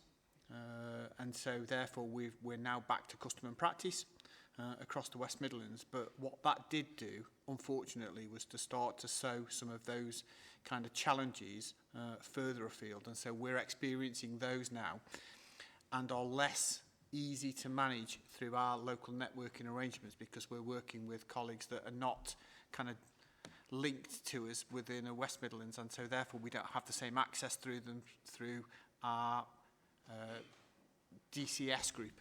And so because we've been using the Director of Children's Services group to particularly challenge the particular stances, that isn't as easy now because of what's happening elsewhere. But the impact isn't as great as we would have expected. Can I say as well, I mentioned earlier on, that don't over-egg my numbers. Right now it's a risk where it could actually go against us still, because there's a risk that it could go a lot worse, the overspend, than this if those conversations go against us. Because right now Tim and the team are doing a great job of actually trying to fend off where the government guidelines work against us. Now they've clarified, and it would, it's a worst case scenario, we estimate it could be about £7 million worse per annum if that all goes against us. And it feels like whilst we're fending it off, that tide could be against us in the longer term. Depends on how those, you only need one authority not to play ball, and it passes on to the next authority, and they pass it on, because no one's going to be in a lose-lose position where you're paying for somebody else's children and not getting them to pass it your own. So it feels like the route we're taking is working, it just there's a risk that could impact in the future.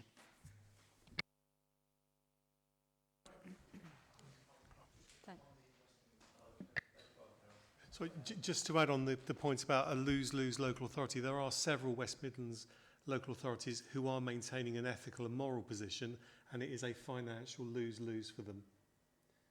And they're the local authorities that we've been working with very closely to ally with them and support them in that very difficult financial position, because it's the right thing to do for the child. So I think it was, I think it was very well managed by Staffordshire. And so, really celebrate the activities that we undertook to maintain that position. I'm fairly optimistic. The joint working between West Midlands local authorities around SEND is very strong. We're particularly looking to colleagues in Telford who are trailblazing around particular activities. They had a very good inspection. They're significantly smaller than us. I think they've got something like 600 or 700 EHCPs, whereas we've got 7,382 as of this morning. But we are working very closely, and they've been supporting us with our Ofsted preparation. So joint working is very strong. Actually, that's nice to hear. Thank you. The EHCs, though, just keep doubling and doubling. I mean, on this graph for 8 years, that's gone up by 300 and something %. Are we doing anything to try and tackle why more EHCs are coming in? There's one question. Because I, like Alan, just see there's not enough money to go around, so we're robbing Peter to educate Paul, basically. And I can't see a win. Yes, the money needs to go into there, but at the same time, we're being told that we're going to keep more special education needs in stream school. Sorry, my teeth aren't in right today. And that costs the school as well. So Again, I can't come to an answer, so you need to tell me. I'm glad I'm not the only one who hasn't got an answer. Someone in 2 hours of coming into this post said that I'd been given a hospital pass. And I think they were probably right, although I'm fairly robust and resilient about these things. It's a complicated picture. You've got the national agenda around the law and the threshold for assessment, which is arguably very, very low. But equally, it's also acknowledging that there's been a rise in need across the country. And that was an exponentially growing need, but accelerated by COVID. There's no doubt about that. As a local authority, we say yes to only 52% of requests for assessment, which is relatively low compared with other local authorities. It is a challenging national picture underpinned by law as well as code of practice matters. Add into that the fact that in Staffordshire we have significantly fewer children with the HCPs in mainstream. So compared with 40% national average picture, we're floating around 30%. And I'm not a statistician, but a 10% discrepancy is significant. So a lot of the work that we're doing is to reinforce and support our mainstream colleagues financially, but also technically, in order to meet the need of children who could have their needs met in mainstream, who could have their needs met without an EHCP, but also recognising that for some children, they do need an EHCP, and for a smaller portion of kids, they may need a special school place. So it's about front-loading the interventions that we're putting in and the support that we're providing to schools. And that's where the enhanced assess, plan, do, review cycle is coming in, where we're seeing education psychology presence at the plan and the review stage, provided by the local authority. And the do intervention is a shared responsibility. This is pre-statutory work.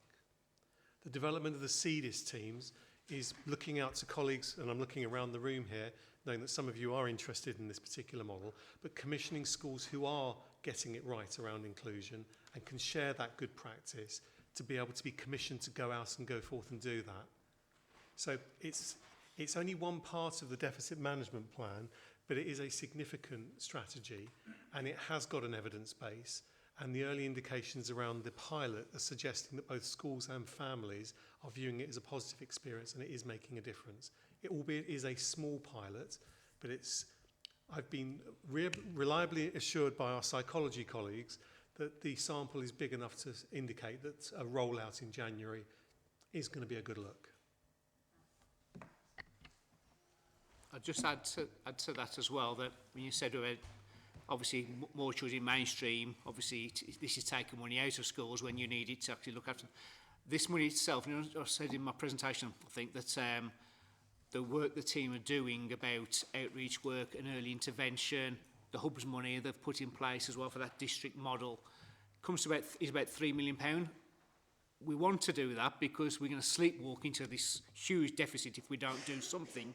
So that money I say it's an extra burden on the high needs block temporarily until that starts to have effect. So that effectively this money, this 0.5%, would fund that transformation programme, because right now it's going to be, and we're going to do it anyway because we need to do it to avoid sleepwalking, but it's money that will come from you and actually spent back with you through that hubs and that early intervention and the outreach work we're working on with the team.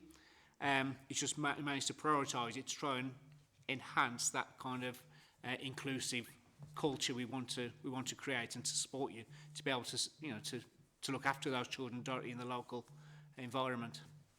That makes, sorry, just very quickly, that makes so much more sense to me now and has given me a clear way to vote. Thank you.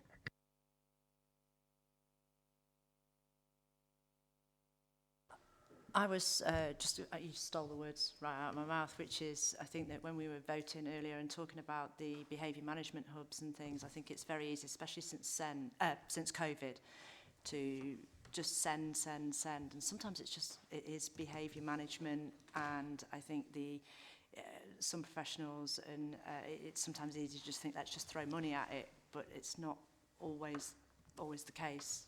I think those behaviour management incentives and the hubs and things are really, really important.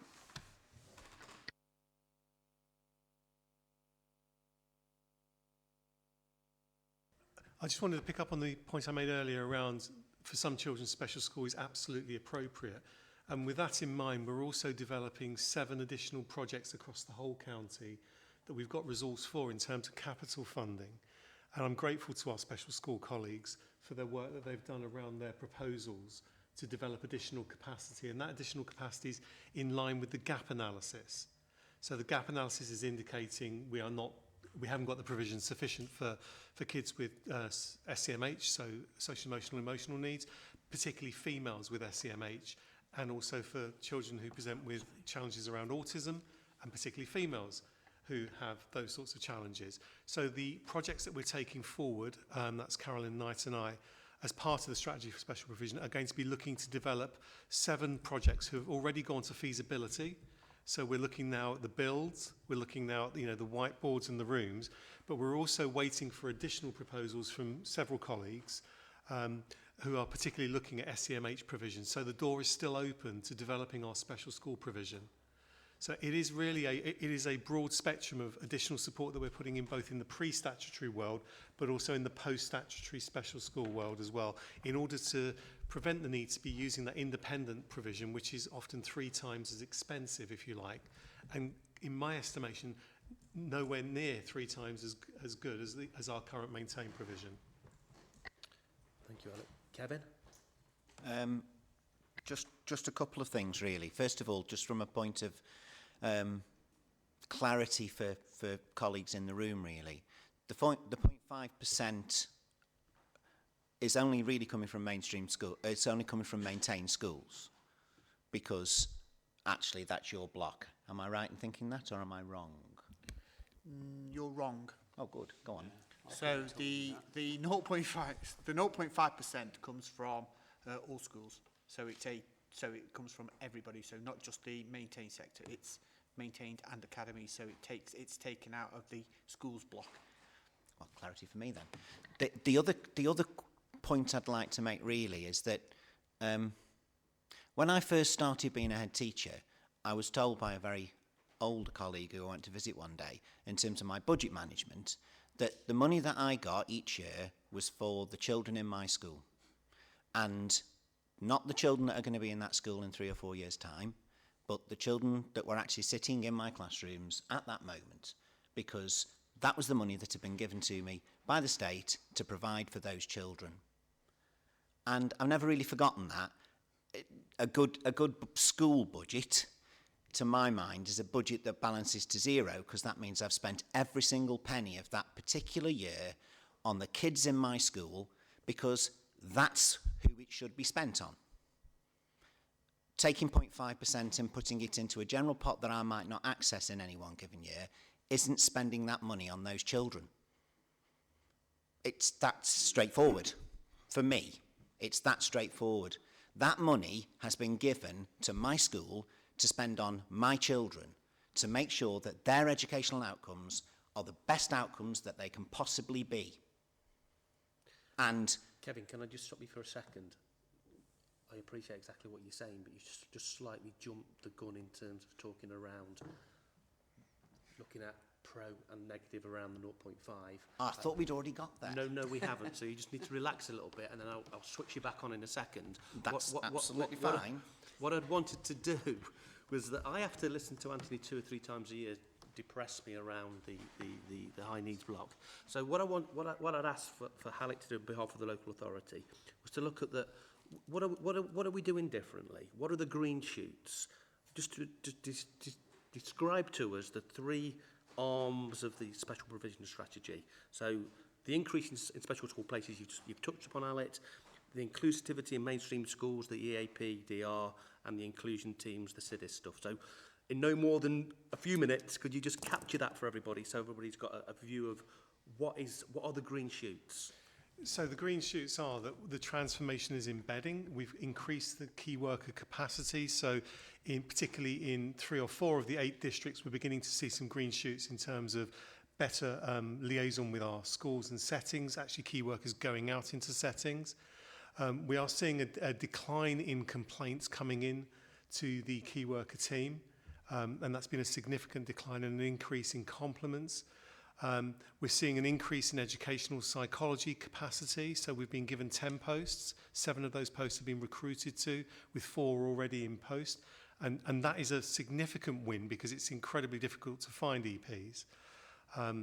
So we are beginning to see the green shoots of that work. But what I would say to you is that the work around EAPDR will be for your children, and it will be from January. So what you'll see on the ground for children without an EHCP in terms of additional support will be from January. It will be of a higher evidence-based intervention quality, and it will be better reviewed and far more succinct and more effective. Can I just say that that will happen whether we agree to approve the 0.5% or not? So thank you.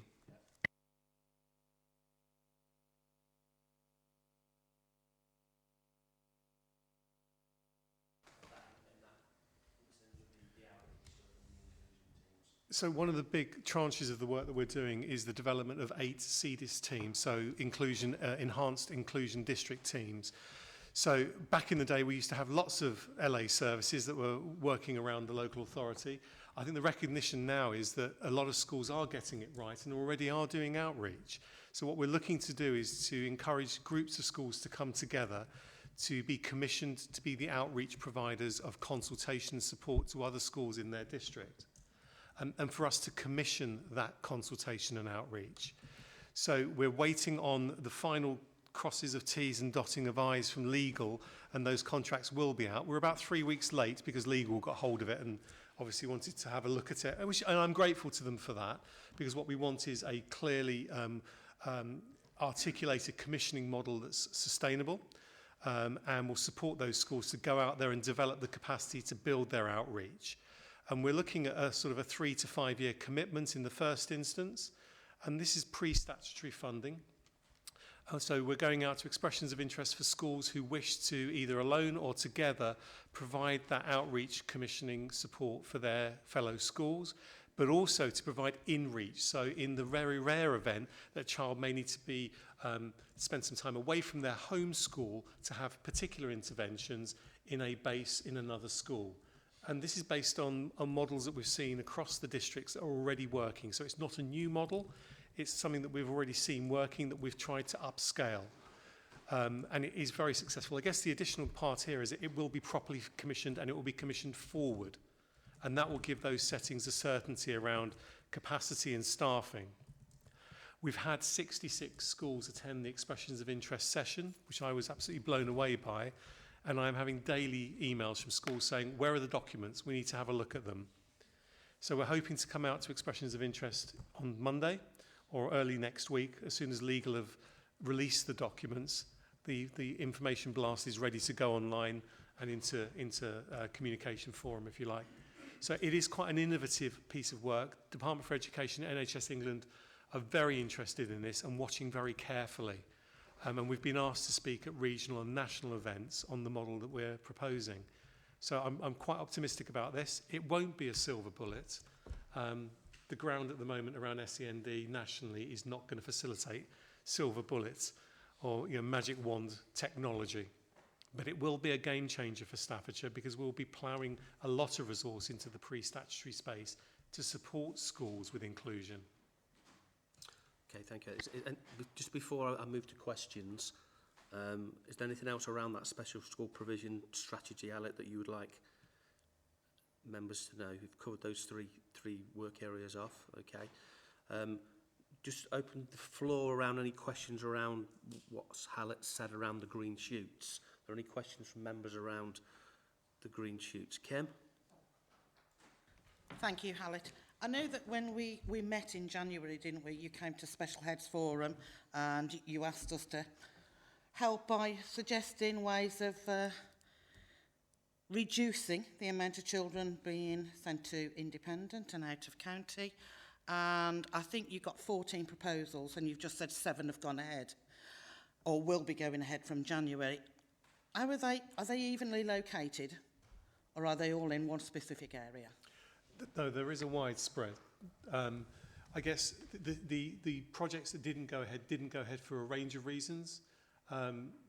Some of the reasons were because they didn't meet the gap analysis. Other reasons were that it was physically impossible to build capacity onto already cramped sites. And I know that for one of the sites, it would have meant actually burrowing into a hill to create classrooms. We literally went as far as looking at whether we could create Hobbit-style accommodation in order to increase that capacity. But you know, we are literally trying to find solutions as we go forward. The projects are evenly spaced. The gap analysis is suggesting that the need is everywhere, which is unsurprising, I guess. But there are sort of pockets of need. We heard earlier around needs around Cannock, particularly around SEMH. And we also know that sort of Stafford area is a high level of need as well. So we are limited by what's physically possible, but we are also limited by what's financially possible as well. So some projects have been deemed not appropriate to go forward because of financial limitations, because there is a single envelope of money for this and we want to get as many projects as we can. Thank you. Sorry, I've not finished. Apologies. Right, okay. So you said that the mainstream beacons, you said about the impact. What about the impact on the provisions that are already in existence, like Sicily at Tillington? Can you tell me a bit more about what you're looking for in terms of that question? I'm looking to see whether these mainstream beacons that you are looking to set up will impact on whether Tillington, Sicily at Tillington, will still exist. The strategy is very clear that we're not decommissioning any activity that we're currently doing that's working. We need a patchwork, a matrix of support because of the level of need across the county. What I would hope is that existing providers, and we know that existing providers are doing this, will look at the expressions of interest form as a way of further developing their current provision. Because it's such a sustainable model, it would be remiss of those settings not to look at expressing an interest, because it aligns with what they're already doing, but will allow them to grow. So where we have expressions of interest from people who are already doing the work that we're asking people to do, they're going to be ahead of the curve in terms of their expression of interest. Thank you. Responsibility for admissions, will that lie with the LA or the districts? Admissions to, if you can clarify? To the Beacon schools. So children supported by the CDIS teams will remain on the role of their home school. And we've been very clear about that in terms of the underpinning North Stars of the approach. For me, taking a child away from a school that's struggling with the child, meeting the child's needs, is not supporting that school to develop capacity, if that's our first port of call. So the CDIS providers will go in and support the school to meet the child's needs. That's the aspiration. It may well be that there is an education, health and care plan that results from the intervention, and then that may then lead into a change of placement as a result of a statutory process.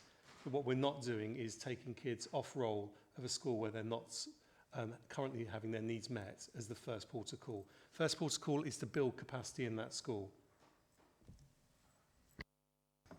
I'm sorry to ask, what's the cost for the CDIS model? Don't apologise at all. It's not new money. We're using existing money within the districts and repurposing it.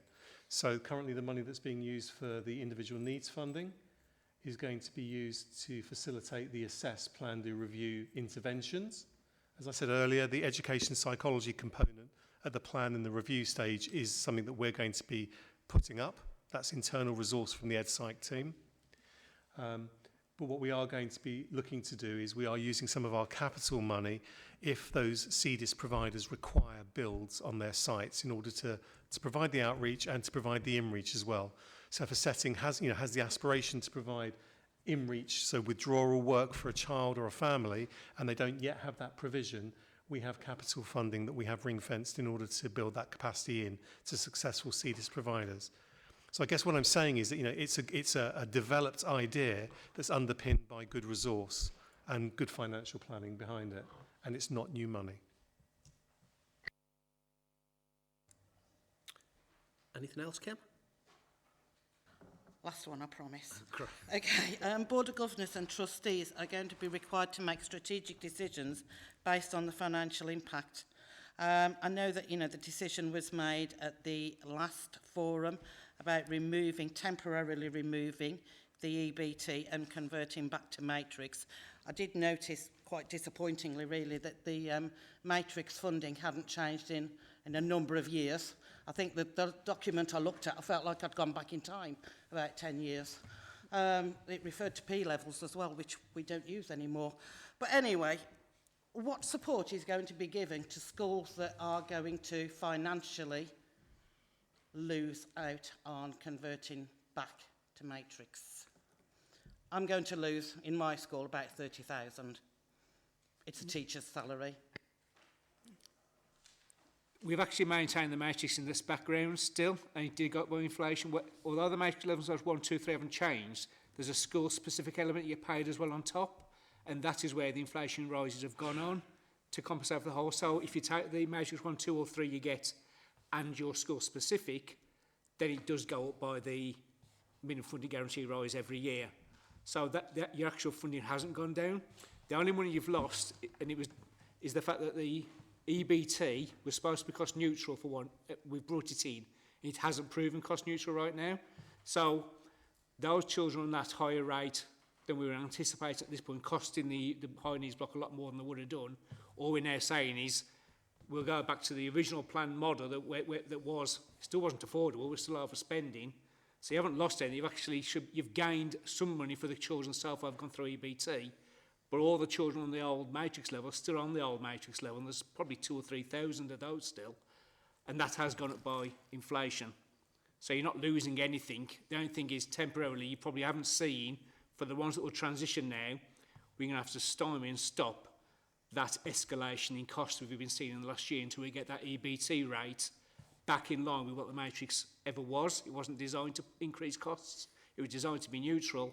However, we see, having put a price on the level for the number and profile of demand we're expecting, that profile and demand has been way higher and shifted to the right. I try and show it visibly in my presentation of what we thought the profile would be in that year pilot, effectively, I'm going to call it that, while we introduced it. We've assessed the costs. It's not neutral. It was designed to be. We have to stop it and actually step back and think, why is that happening? Was there a fundamental error in the original calculations? I have actually stepped back and looked at myself and say, if the profile had come in what we were wanting to be, would it cost have been about the same as the matrix? And it would have been. I've taken all those children and put that kind of blend of children back onto the old where we thought they'd be, and it would be coming on bang on what the actual matrix cost would be, and be able to say, actually, we have transitioned and it was neutral, and now we can move forward in the EBT. Unfortunately, we're not having that conversation. So the finance modelling was sound. What hasn't happened is the actual where children are going to be transitioned to in the system. So almost like that's driven a rise. But you haven't therefore lost anything. Effectively, you gained some money temporarily for the children that went through it. And we're just back to what is the norm at the moment for the ones coming onto it. I have lost.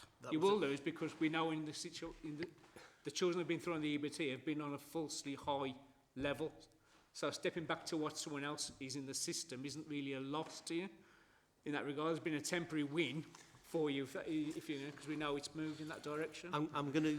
I shall invite you in to present to my governors then, Anthony. I'm going to move you on. That's a very good politician's answer there, Anthony. You should be very proud of yourself. But I think you need to go away and look at the MFG and come up with an answer to that, the minimum funding guarantee. But we're not going to go there now.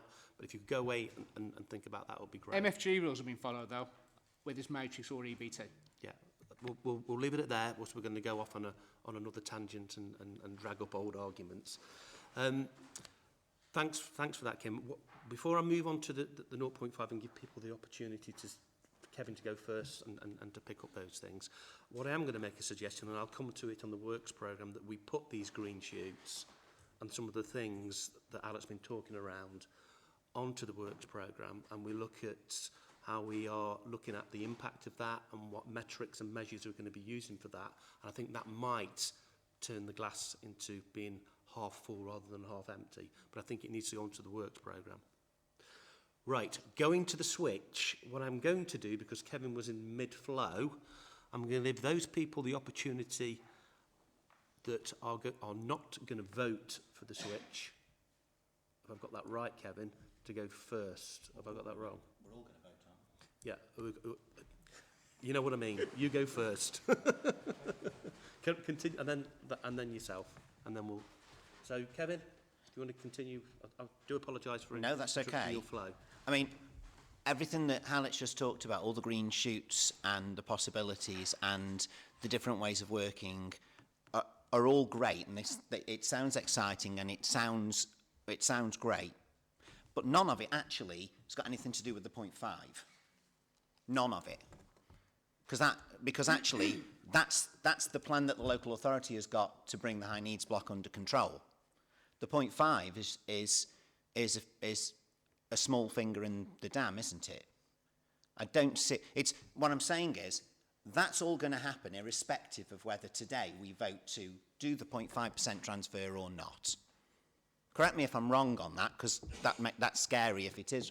But that's going to happen anyway, isn't it?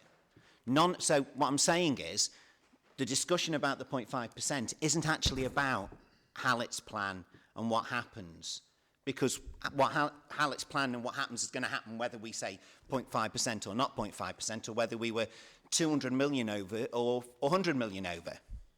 The issue really comes down to whether or not the 0.5% should be transferred from schools' budgets that are already under significant pressure. And we've already seen 5 schools, maintained schools, never mind academies, that actually can't set budgets. And we're proposing to take another 0.5% off that.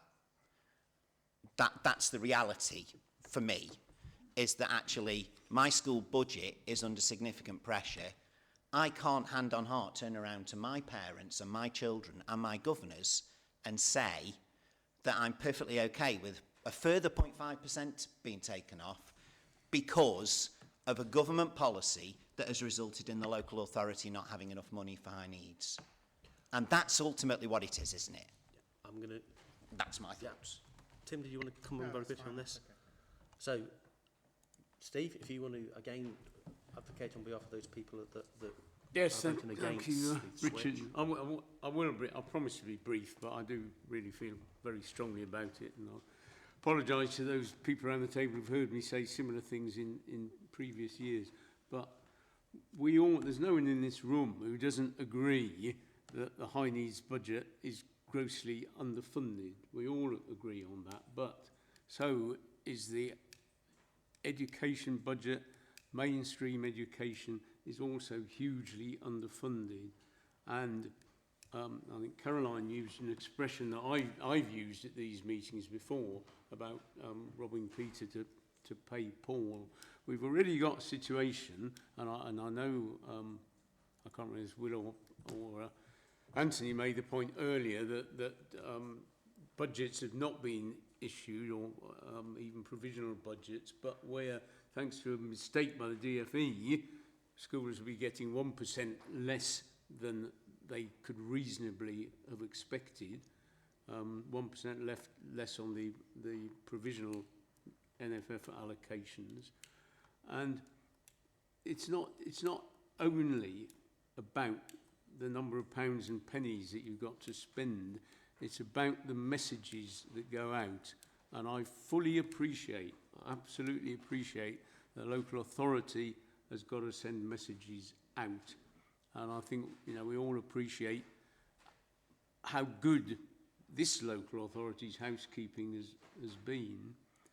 And to put that into context, all right, DSG was £14 million in deficit at the end of the financial year, but if you look at a table of comparative figures around other local authorities, we're pretty close to the bottom. If you take Kent is often used as an example. Kent's was more than 10 times that amount. It was close on 150 million, I think.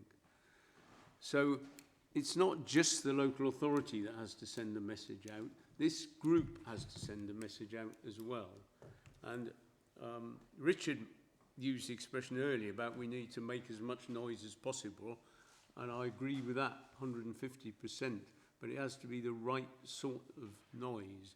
And the argument in Anthony's paper, which is very well written, I commend you on that, Anthony, but the argument in that paper that because we've made this decision before not to transfer the 0.5% and it hadn't had the desired effect is a reason not to maintain that position. And I think we have a duty and we need to send a message out, and I would therefore be voting against the motion to transfer the 0.5%. And it's 4:30, so I could go on for another half hour, but I'll stop there. No, you can't, Steve. Yeah. I will be voting no, almost certainly, but I've got 4 very quick questions which will help me to decide. You're referring to page 89, where it states that at the very bottom, however, this lobbying position, some people have seen this as a lobbying position. I don't. I'm just going to vote on what I think is right or wrong. I'm not sending any message to anybody. My vote will be based on the needs of the children. The deficit, I think, has been said previously that it's the council's #1 priority financially. It's their biggest financial risk. Yes. And it can't be funded from anywhere else within council funding. Not from the moment, because the Staff Charter are saying Okay. it has to be ring-fenced and kept to one side. You have to apply to Secretary of State to Yep. write off all that the council... So this is the only place we can get money from? Equally, yes. Okay. DSG money. The deficit, to my mind, is caused by the lack of funding in other areas outside of schooling. And it seems unfair that the only place that this can be funded from is the school's budget. So my question is, why are schools paying? Why does it have to be the school budget? How can we justify... Block. But you can't ask for it anywhere else. No, that's right, isn't it? Schools So block it's coming to us because we're the only people that can give you the money. Yes. I don't think that's right. I know it's not your fault, so I'll be voting no. Guidance. Okay, thank you. Have we got anybody else who wants to speak up against the switch? Right, those people who want to speak on behalf of the switch. I have a duty to speak on behalf of the switch, obviously. I've taken into account and I agree with all of the comments that you guys have said that coming from the special school sector. I'm not going to spend any more than 30 seconds. We all know the arguments, but to say that SEND is everybody's responsibility, and if that gap in funding is there, that gap in funding is there. So I will be voting for the switch for probably obvious reasons. I will just ask one quick question, because I'd already been convinced that it was the right thing to do to vote for this. And then at the same time, I am taking money out of a budget I don't want to. So my question is, because the gentleman at the bottom said this will go ahead no matter what in January, yes, it will for this year, but without the help of that money coming through, does that mean that will hit huge blocks and maybe not then be sustainable? Because I do agree the direction should be with the SEND children, trying to keep them in main school. That's how we get hold of this budget in future years. Else we're just going to carry on that trajectory and then I don't know where we'll be. I just need to understand that slightly more now, because of what the gentleman at the end said. Could you try and convince me one way or another? I'm not going to try and convince you, Carolyn. What I will set out is the context. So, as we've referenced before, there is a DSG deficit management plan. As part of that DSG deficit management plan, this is built in every year for the next 5 years, the 0.5% switch as a strategy. So, irrespective of the decision today, we will be coming again asking for that decision next year. Your question around the investment into the pre-statutory work is one that's very difficult to answer, because currently, clearly, the deficit is managed by sits within the DSG. Anthony's referenced the statutory override. We're not quite sure what's going to happen and when. And what's clear is that our SLT and Cabinet will want to understand that we're only spending money, therefore, on the things that we have to spend the money on. And as we get deeper into a deficit position, the early intervention, the pre-statutory work that we're talking about, that Hallett's referencing, despite it, and I think, Richard, you know, I'll kind of think we phrased the work programme to say what impact is that having on the high needs block spend, and can we reference that, I think is important. But I do think despite that, as that deficit grows, that I think we will have challenge from our Cabinet around, are we spending everything that we have to, and therefore what is it we don't have to spend, and we will stop spending it because of the impact on Staffordshire County Council residents. Because if the County Council has to pick up that deficit in 3, 4, 5 years' time, then what isn't it able to do that it should be doing for residents across the county? I take up your point, Richard, around, you know, is this around just children or not? The reality is that I don't think it's a straightforward answer, but we will come under increasing pressure to continue to fund pre-statutory work if we cannot see the benefits and the deficit continues to rise. Thank you for that. And I do believe the work that Hallett is doing is beneficial to our children in the future. So I'm back to my decision. Thank you. Okay, does anybody else like to say anything around the switch before we take that vote? No. Yeah, go on. It was to counter Steve's point, really, which was that I think a number of years ago now, the Schools Forum took that position to say this is a lobbying position, to go back to central government to say that we don't believe there's enough funding in any of the education system. Clearly, that lobbying position hasn't changed. So, you know, I would be kind of suggesting that we take a different look at it to say, well, actually, department, if you're not willing to invest in these youngsters through the high needs block, you know, as schools in Staffordshire, can we take that decision to invest? And I appreciate all of the challenges that it has on our mainstream budgets, and I'm not disagreeing with that. What I want to put into place is that lobbying position isn't effective. It's not particularly making a difference to the department, and so again it's a question around whether we take a different position to say, well, if you're not prepared to do that, we are. Okay.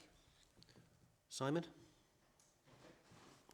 So we'll just move on to the question. I assume that's everything that you wanted to say on the report. That was everything you wanted to say in the report? Yeah, great. So the question to the forum then is, does the Schools Forum agree to the 0.5% transfer from the schools block to the high needs block in 2024-25? Just for the record, Anne told me before she left that she'll be voting against, so I will include that. So can I just, all those in favour? Thank you. Against? 1, 2, 3, 4.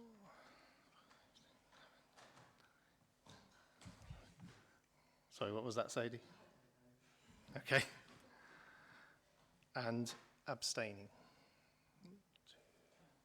Yeah. What if you don't know that you can abstain? Oh, then we've got a real problem. Thank you. Of course you can. I don't think anybody has voted there without racking their brains for a very long time and switched and gone from one way and one side to another. And I don't think that the actual numbers on the vote reflects the conflict that we personally have in raising our hand for no. And I am sorry. Much as I regret to admit this, I think Kevin put it very eloquently around the old gentleman that you took budget advice off and around getting the money to the children that you advocate on behalf of. So well done, Kevin. Well, the intention was just simply that's just, you know, I wish it was different. Consciences now. So just to remind colleagues of the next steps then. So one of the things that you're all aware of, that Schools Forum have rejected our request for the 0.5% switch. What that doesn't mean is that we won't pursue that 0.5% switch. So what we will now do is submit a disapplication request to the Secretary of State, and that process starts tomorrow. We do have a penciled-in meeting with the Education and Skills Funding Agency should this decision have taken place, and so I will be confirming that we do need to meet with them tomorrow to begin that process of applying to the Secretary of State. Okay, thanks, Tim. I do realise we're at cross legs time. We're approaching up to 3 hours, so I'm going to be really quick. Just a couple of things. Works programme. Can I suggest, and I just want a terminology, Ali, of whether you're calling it the special provision strategy, or what are you calling that piece of work that you talked around with those 3 strands? So it's part of the accelerated progress plan. Yeah. And the strategy for special provision has within it the special school work. Yeah. And also the CDIS model. So can we put that, I'm suggesting we put that on the works programme. I think it balances out the negative part of it, and I think it'd be really interesting for members to look at the progress and the metrics around, you know, what we are actually eventually going to be saving. So can I suggest that? Has anybody got any? No? Everybody's happy with that? Brill. Anything else on the works programme? Okay, finally, I sent out an email to everybody. I'm not going to spend any more than literally 30 seconds on this because I realise we've gone over time. I sent an email out on behalf of myself, the chair. I'd had a request from Karen Dobson, who's representing the Lord Lieutenant's office, around the report, their education report. And what I wanted to try and do was to capture the sector. There's no point in me just writing it from a SEND perspective. So I was going to ask today whether you'd brought anything with you around, if you're a primary rep, if you're an early years rep, if you're a secondary rep, or whether you're a post-16 rep. Could you just email me what your topics are, what your challenge... I think I know what they are, but if you could just email me what your topics are that are causing you the most challenges, so I can put on that report. So my email address is ceo@manhall.academy. If I don't get something off you in a couple of days, I'll forge something myself, but I just wanted to give you the opportunity to have an input into that. My idea was to go around the table, but I don't really think it's appropriate this time of night because I think people, are, like I say, are getting slightly sore on the bottoms, so to speak. So I started by thanking you. I finished by thanking you. It is appreciated you giving your time up in your very busy schedules. I think the next one is probably virtual. It's been a bit of an epic. We've got them down below 2 hours before, but there's been a lot that's been spoken about. So safe journey home. Thank you very much.